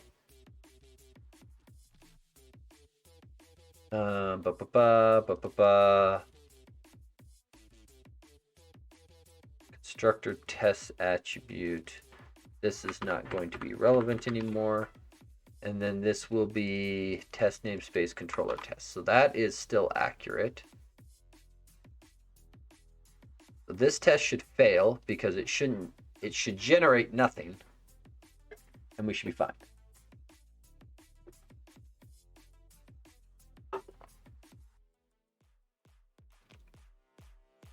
Red circle. Okay, good. Test is accurately read. Let's come into our generator, and actually we want to be inside of our syntax receiver because it's what's going to be looking at this. Get target type. So what we want to do is break up this if statement here, because if we get into this if statement, we have already found a class declaration. We have already found an attribute that matches what we're looking for. So let's go down into here. So if, and we'll move these two conditions. Whoop. One of the few times I've used drag drop to move code around intentionally. Most of the time it is very much non-intentional. Okay. So if this statement is true, we still do this. However, in the else case, what we would like to do is we would like to flag this as a diagnostic warning, which is going to be very similar to this little chunk of code here. So we're going to slap that in. But this isn't going to be test case must be partial. This should be must specify target type.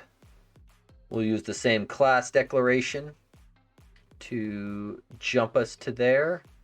Actually, you know what? If I've got the attribute, does the attribute itself have a get location? Yeah, we'll use the location of the attribute. That's probably a little cleaner anyway. Okay, and then, but the message requires the class name, which we still want to use that.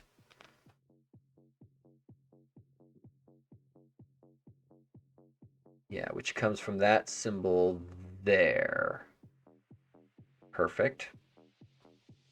Diagnostic messages add.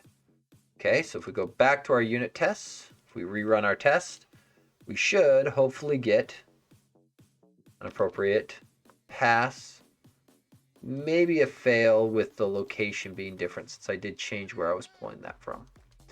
Let's see here. Test generation. Why is this all the way collapsed? Okay, so this is, yeah, so 6 to 6 18. Okay, so that should be better now. Run.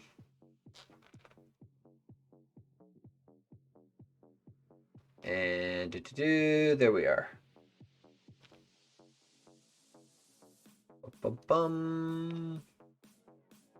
There we are. Okay, so all tests passed. So we now accurately, and I should be able to see that here on my XUnit one. Now, if I rebuild this guy, because I deleted this, you should now build with an error, hopefully a useful error, that says but is not specify a target type. Set this property to the type. I don't think I like the of the class to the type you want to generate tests for. I think I want to clean that message up a little bit. To the type you want to generate tests for. Okay. And there's that. So that will clean it up. I do believe I want to undo that change, because I do want it to stay in a working state. Let's just check that real quick. Okay, so adding test for attribute missing target type. So aside from the fact that it took so long to get the bloody tests running, they aren't bad once you have them. Once you have the little system implemented and you figure out the incantation for referencing projects, not that bad. Not that bad. Okay, so what else are we missing? What happens if the constructor arguments are simple value types, int, string, struct, etc.? I have no idea. What does AutoMock do? What would, okay, so let's think about this real quick. What would I want to happen? So let's imagine I've got a constructor here. And let's imagine, for whatever reason, I have decided it's going to take an iService and a string name. So it'll be service, service, service, create and assign property name, and right, I will do a null check, give it a default value so the rest of the constructors don't yell at it. Okay, so I've got something like this. I think this just works. I think. Rebuild. I don't actually know what it's going to do. Okay, so call as ambiguous. Excellent. I was worried it was going to be simple. Let's see. So why is the call ambiguous? Because I just used default rather than default of type, which would be ambiguous. Okay, so we've got another bug to address. So I think I'm just going to leave this constructor here as a... These things are effectively functioning as tests for the happy case. But let's see about what that should do.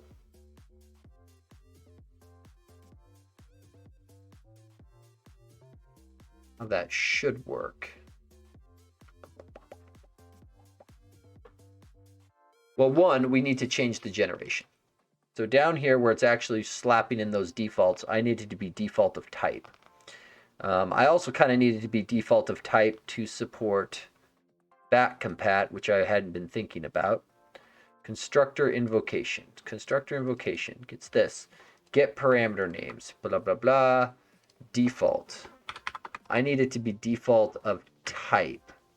So this actually needs to be default of test.parameters sub I dot parameter type. So I actually need it to be that. So that will probably fix the make one constructor with params iService, or is it redundant here? So that would work. Part of why I'm generating different styles of constructors is because these other test projects, so the test projects all basically look exactly the same. The only thing that's different is the various testing framework setup. Like MS Test, you do a test class attribute on top of it. NUnit and XUnit, they look pretty much identical, with the only difference being that there is...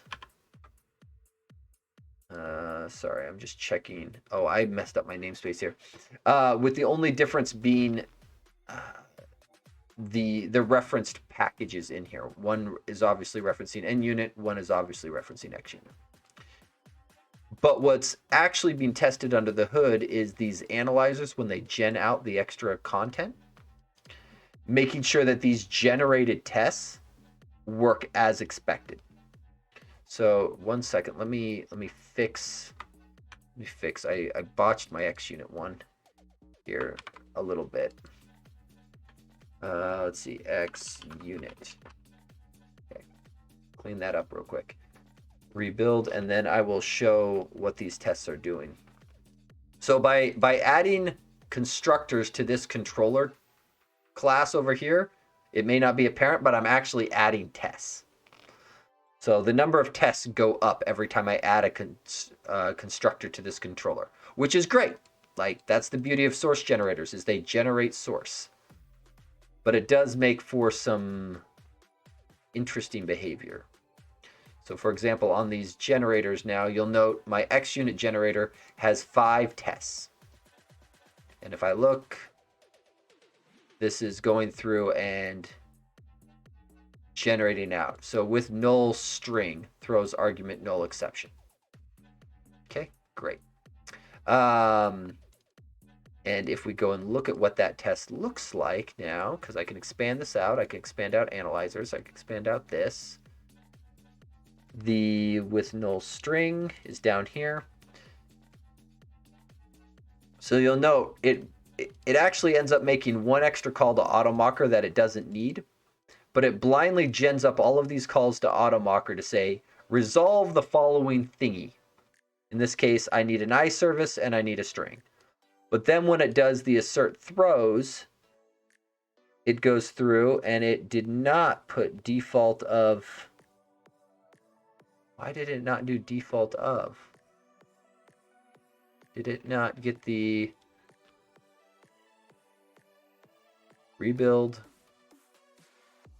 Rebuild. It should pick up the updated signature.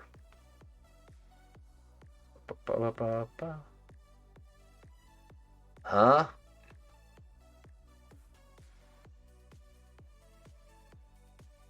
Sort of curious. Does this thing even run? It's generating an ambiguous. Okay. System string could not be resolved to an object. Null iService. And you'll note it is disambiguating. So system string could not resolve to an object parameter service type. So the AutoMocker resolving the string is failing, which is not overly shocking. The question now is, what should this do? What should it do? Okay, so I'm pretty confident what's actually happening is Visual Studio is lying to me, and the generator tests, XUnit, OBJ, debug, net, generated, ding, ding, boom. Okay. So this is actually more akin to what's happening. There, it does have default of string. Perfect. Thanks for doing this. So far, it's not very clear how people use these generated test files, which are in the root of the project and are hard to read with these full class names and global. Yeah, the idea with most generated files is that you shouldn't have to look at them. So, and yeah, so they're kind of at the root, they kind of aren't. In Visual Studio, they show up underneath the analyzer dependency node as a way to view them. The other way to view the generated files is if you set this emit compiler generated files to true, it outputs them inside of your OBJ directory. So I kind of burned right through it, but in this case, underneath the project, OBJ, debug, net6, generated, and this is fairly deeply nested, project name, namespace, file name. So there is a way to get in and view these things, but most of the time the idea is you shouldn't have to. What's actually expected to happen is when somebody has a unit test project that's using the AutoMocker library, that rather than having to write sort of worthless constructor tests that their constructors properly throw argument null exceptions, because I always like, if you're writing a library, you should null check things that you expect to be non-null, because you don't have any control over who's going to invoke your library. So it is good practice on public APIs to null check anything you expect to be non-null. That is good practice. The problem is writing these tests to hit these null case is kind of a waste of time. And the only reason to do it is because people measure code coverage metrics, and it hurts your code coverage metrics because this is effectively an if statement. And so if you don't write a test that runs that line, you end up showing it as untested, which it is. But writing the test is kind of a waste. It turns out what proportion of the tests we give to automation, how much of this part can be trusted, and do not look there. Yeah, some people go that route on, like, it is. I've seen plenty of people go, that's a wasteful test. Let's not write it. And yeah, there is definitely a case of give it to automation. However, if as part of your pipeline or similar, you're running code coverage analytics, if the automation fails and stops executing that code, you'll know about it, because your code coverage metrics will show it as uncovered. So people who measure the code coverage as part of like their pipelines and will fail it if it drops below some threshold, if the automation stops working, you'll know, because your code coverage numbers are going to go straight down. Maybe not nearly at that. It's more like this. Small slope. Okay, but given what this is generating, the question is, AutoMocker can't resolve string. It would have the same problem with something like int. There is no reasonable way to have it resolve a primitive. So in those situations, what should be expected? And I'm trying to think of what I would want to write in this situation. So assuming I actually had a controller, or if I had something I wanted to test that had a constructor like this, and I would like it to test the null case, and I can pop any string I want into here, I kind of think what I would hope to happen is this to generate something like partial void populate, and it to pass in something like this.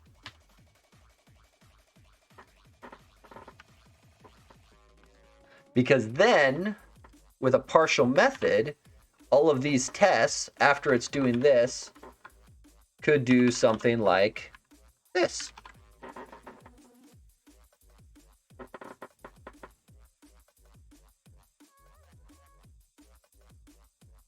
So yeah, so fun tricks.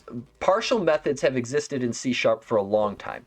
They have had very limited use cases because the code generation story where they most shine wasn't great. Before source generators, you would do like XLST or something else to try to make that happen. When source generators were added, partial methods kind of got a little bit of new life breathed into them, because now it's possible they relax some of the restrictions around partial methods too, because it's possible to have a source generator effectively fulfill the compiler requirements. So I'm wondering if maybe I just have it generate something like this, because then that would mean over on this side, what I would end up writing is something more like this, where I would then do, mocker use string, empty string, or something like this, so that AutoMocker would have a way of resolving this. I wonder, is that going to rebuild and blow away that thingy-mabobber? I think it did. Probably did. It did. I kind of want to try something about like this. Let's just try it and see what happens. I'm not sure I like it, but I want to see it in action first before I get too carried away. So we're gonna go boom boom, and I'm not even sure I like the name like populate, but again we're gonna try it and see it work first. So we'll have this thing called populate, and then we need to add in the populate method. So we're gonna do something like this guy up here. He's going to end up being partial void, and then I'm going to want to do something like this for the parameter. Give it a name. Populate. Semicolon. Something about like that. So let's rebuild there, which should then have this thing show up. And I'm wondering if I should pass in additional parameters, like maybe the test name or something. Let's see, rebuild.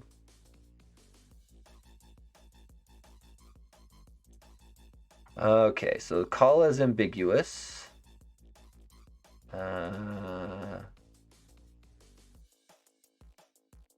What just happened?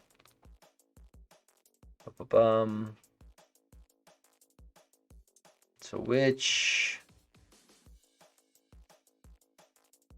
This is n unit, x unit. The call is ambiguous between methods.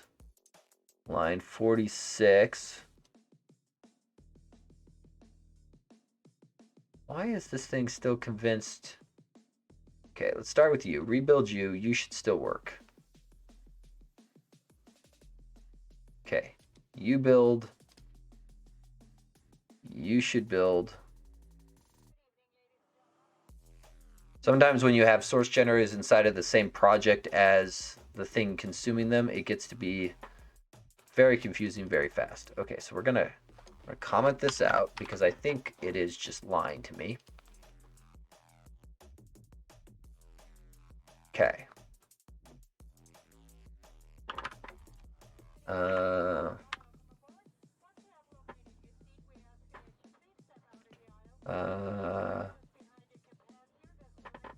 Let's see. No defining declaration found. Isn't that what I called it?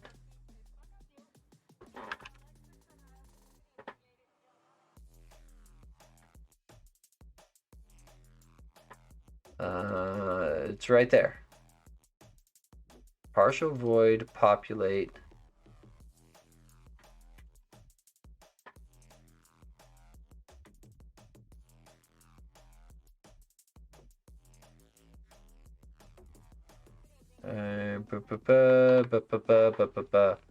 Okay, rebuild.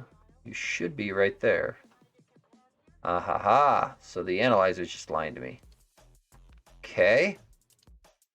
Test Explorer, controller test, run.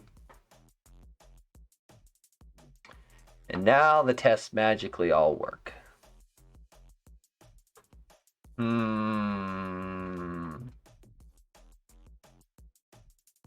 Is it worth doing something like that? Is it worth doing something like that? Because now the tests for, say, N unit should be failing in the same way that the X unit ones were failing.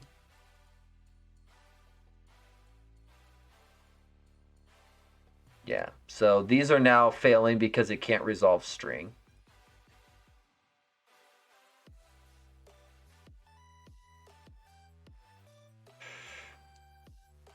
Which makes sense.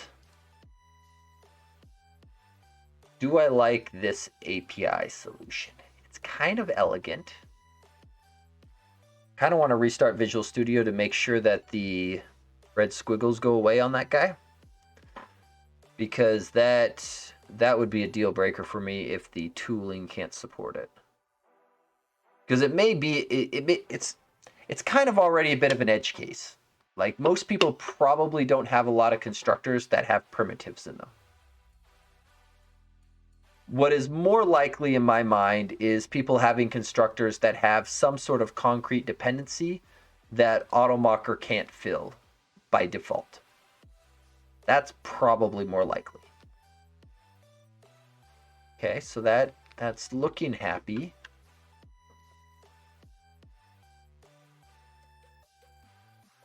Yeah, so one thing I have noticed is because of the caching of source generators inside of the build process of Visual Studio, there are times where it just runs into situations where it doesn't know how to handle things. So you'll get red squiggles that will hang around.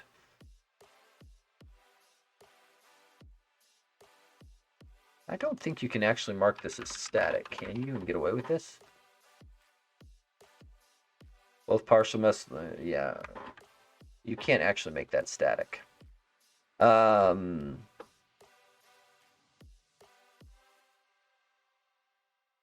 Okay, so that works. I'm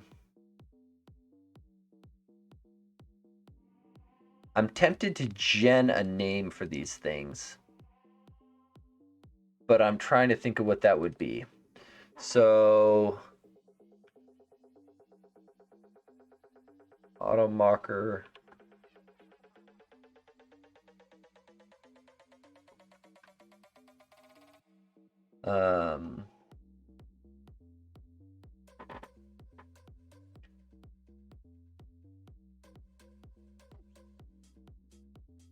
It's probably safe. The Death 666. Thank you for the subscription. I appreciate it. Having fun trying to figure out what the appropriate API is when generating unit tests. Not trivial. Not trivial. I think what we're going to do is just tack in a test name as a string.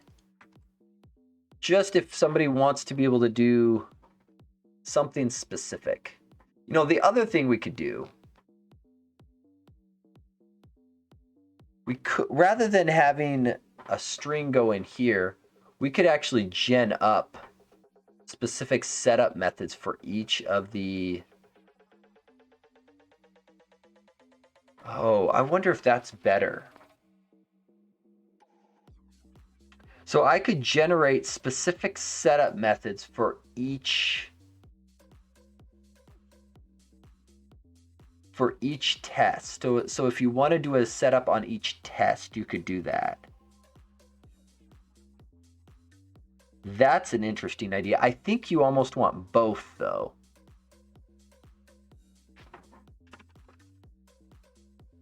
I think you want both. So we're going to do both. And I think what we're going to do is we're going to do something like this.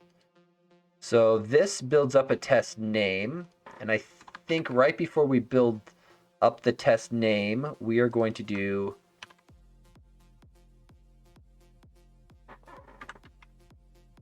test name setup. And we're going to drop the string because that's now part of the name. We will then go through and rather than calling populate, we're going to call this. And then we will call this.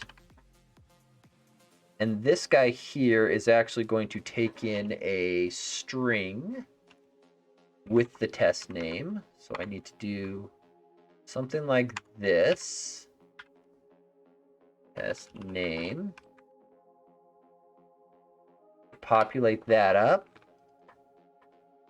And then this needs to be interpolated as well. I think I like this. I think I like this. So this gives a reasonable injection point. You can either set up on all of them, and you can have a string to do some switching if you want. So that way, if you want to, because we include like the parameter type name as part of the test, if you wanted to like flip on that or something or whatever, that would be an option. I do also wonder if I should make these generated names more configurable.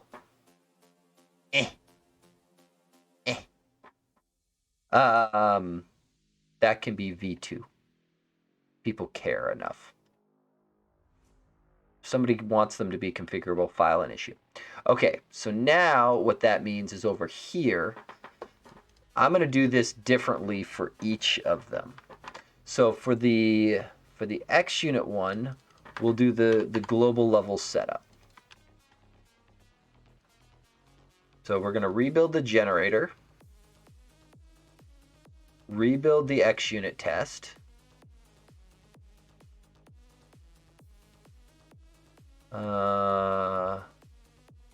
Oh, this needs to be string test name, rebuild. Okay, and then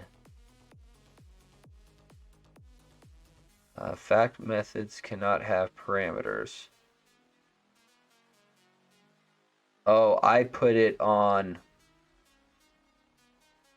I put that thing in a little too late. I need to put it earlier. So this is generating the attribute. We need to do the test name a little earlier in the process.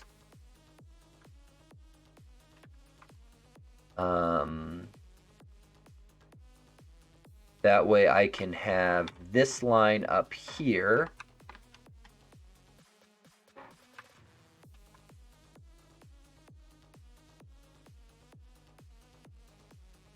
What is your problem?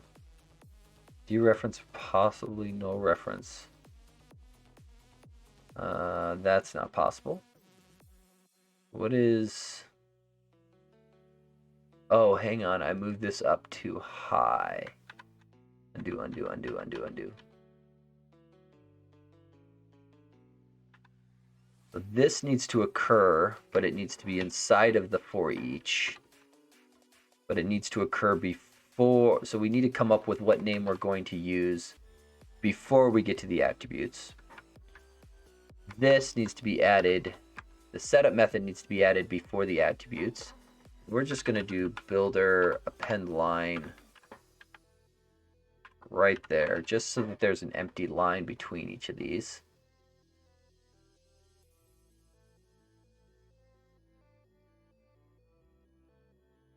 Yeah, and I think what we're going to do here as well is we are going to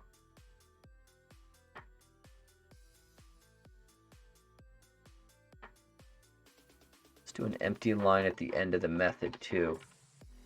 Builder append line, just to make. I realize most people aren't going to see this generated source, but the few people who turn it on, I like to have it look pretty. Okay, so that now compiles, so it looks a little more like this. Should put a blank line after that one too. Let's go up here. Builder and line. Rebuild the generator. Rebuild my XUnit project. Okay. So now we have a blank line here, but we've got all these partial void methods, one of which feeds in the name of the test, and one feeds and one is just invoked after the fact, with the more generic being invoked first and the more specific being invoked second. Okay, so the XUnit test should now pass. Let's see. Test Explorer XUnit run. You should now pass. Great. Now I totally expect the NUnit ones to, the NUnit and MS test one should both compile, but I expect them to fail. What are you flashing at me for? Ooh, new previews and more updates. I like more updates. Let's see, there's MS test. There's NUnit. Both of you should compile. Excellent. But both of your tests should now fail. Let's just run all the unit tests. Run alls the tests.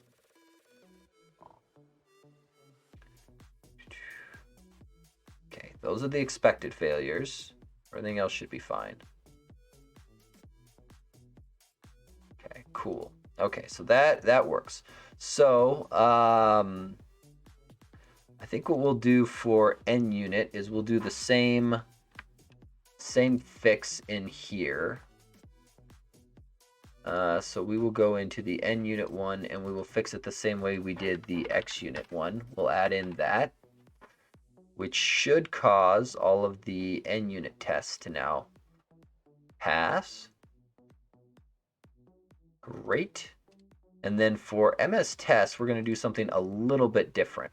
So for the failing test, what we're going to do, we're going to grab the test name of the failing one. And if I go Solution Explorer on MS Test, and I go in here, I should be able to do this, setup, and then go AutoMocker, mocker. Let's see. Partial void. Boom. And then inside of here, I should be able to do the same AutoMocker use that guy. And that should get half my, at least one of these tests passing. Great. This one should still fail. Great. And so we will copy this test. Go partial void setup, AutoMocker, mocker. And we can do mocker use. And that should now get that working. Now, in this case, I'm really tempted to clean this up because this one shouldn't actually be needed. So it's calling mocker.get on the string, but it doesn't actually use the string. So my thought here is we're going to get rid of this because it shouldn't be necessary. It's only necessary because the generator is being dumb. And I think we should change the generator. And what do I mean by that? So in the case of the null string, so you'll know with null string throws argument null exception. So this unit test here starts off by doing getting the iService, getting the string, but when it actually calls the constructor, it ends up only using the service and ignoring the string. So because this is unused, I propose this line shouldn't be here. So what we're going to do is change this generation so that it doesn't generate all the parameters. Okay. And this guy here is where it's generating all of them, despite the fact that it's going to skip some of them. Let's see. And I think what we're going to do is convert you to a for loop. So for int I equals 0, I less than s dot parameters dot count I plus plus. Let's see, and this is that. So this makes it so for people unfamiliar with this, parameters is a potentially null list. When doing the null propagation, this half of the inequality is a nullable int, and null on an inequality is always false. So if you have an inequality where it's null, it doesn't matter what I is, it will always return false, which is perfect. That's what we want in this case. This guy is going to come up here. And what we're going to do, make this easy, var parameter. See, the fact that the autocode wrote that for me is a little creepy.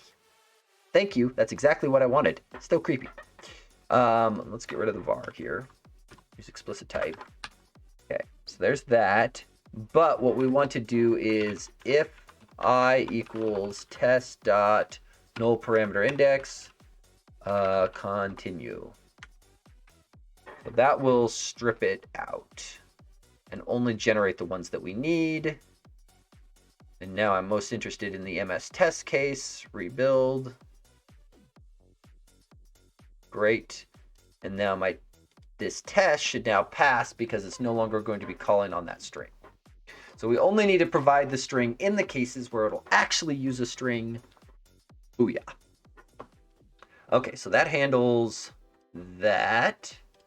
We will add this, adding in hooks to cover AM customization. Commit and push. Sweet, sweet, sweet, sweet, sweet. Okay, let's check the pull request because I think I've got a lot of this mostly done. What happens if target type isn't specified? That's now handled. What happens if the constructor arguments are simple types? We've added injection points. Let's see. This is, I think, just questions now. Should VB be supported? Right now we just support C#. Should this allow for some way to generate similar tests beyond just constructors? So these are all just questions. So the only other thing I want to update is this guy here, which we can come in and let's open this up in Visual Studio because I want to show off this a little bit.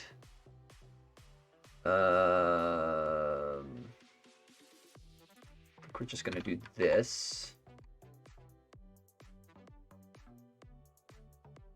We're going to subtract this down a little bit.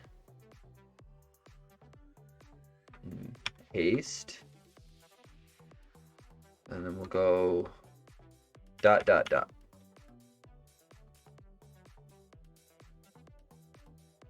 Update.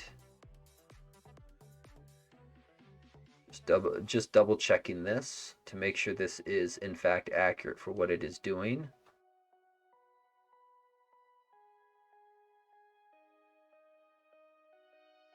Let's see. This cannot be completely correct because it's still generating iService here. So I should pick on, so one, I should recompile the XUnit1 to get the latest. And then two, because I should see like this service drop off the first one, yeah, which it did.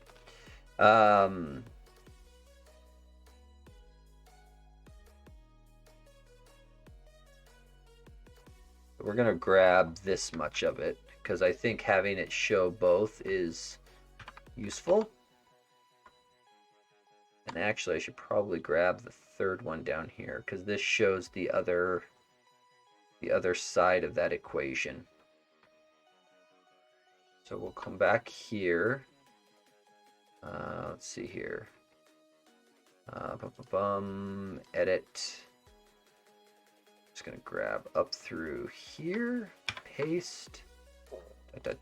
update.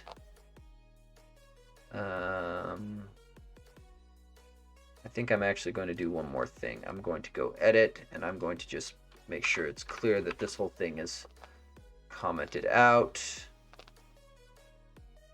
And these are just all outstanding questions. That's perfect. And then I'm going to drop the whip. Do that instead. Save.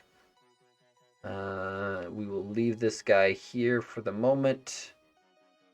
And then I just need to get a review on it. And I think it's ready. Let's just do a quick self-review. One other thing I did note, if you are trying to compile this on a pipeline, you want to be on 60202, not 60100. And it will save you some pain and suffering. This updates so this switches to using an Ubuntu build agent, which is significantly faster than Windows. We're going to just push artifacts up to GitHub just so I could test them. Let's see here. Implicit using's enabled on the directory build props, which makes me happy. Directory build targets. That got cleaned up. This is just the demo. Just making sure I didn't leave anything in any of these that I don't want to be checked in. I think these are fine. There's probably some sharing with like a props file that these test projects could share. Not overly concerned with doing so. I did rev the test adapter package up. Directory build targets. Cleaned up the usings. Cleaned up some usings and white space. Nothing major else there. Using statement cleanup, using statement cleanup. Added the attribute. Oh, I did not actually finish these to-dos. I should go do that. Constructor target test attribute. Let's go and do that real quick.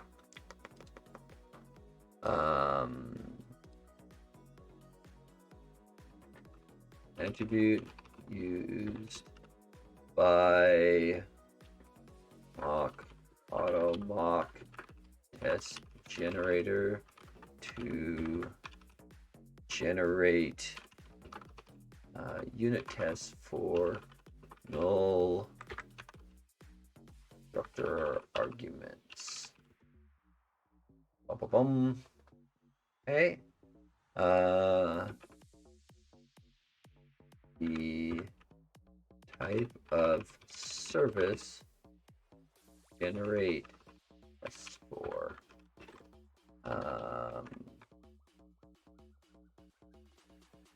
Let's see. Create a new instance of the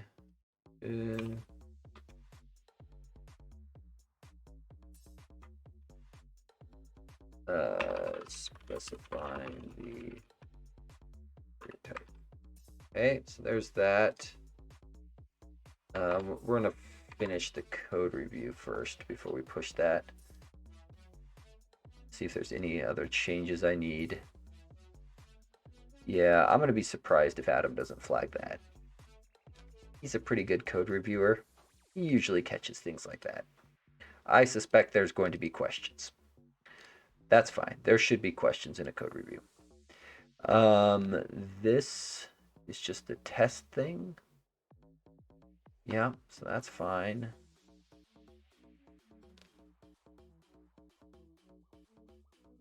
That's fine. This will need to get copied into the shipped MD file on release. We'll start a review on my own stuff. Mark that as reviewed, mark that as reviewed. That's fine. That's fine. That's fine.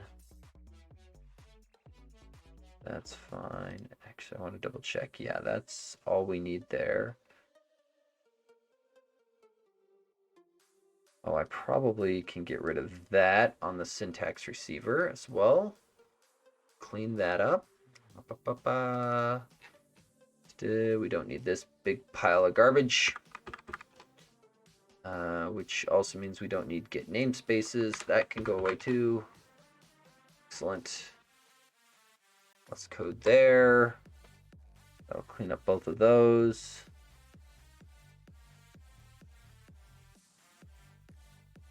I actually just realized I forgot to mark that as viewed. Clean this all up down here. That's fine. I think I'm very okay with that. We're going to do that there. Okay, so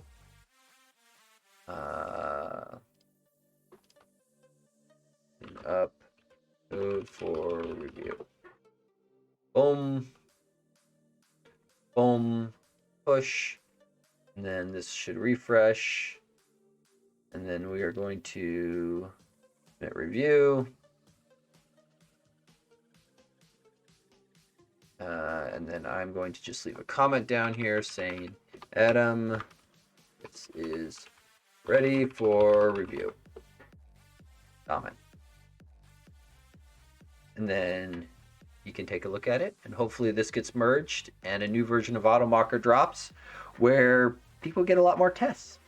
So I'm hoping to be able to use it in some of my projects as soon as this gets out there, because I would really like to have it.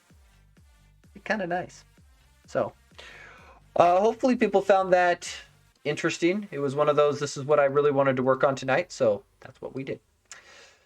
But with that, I think it is 11:30 for me, which is too close to midnight. So I will sign off for the night. Tell everyone thank you for coming and hanging out. Happy coding. See everyone next time.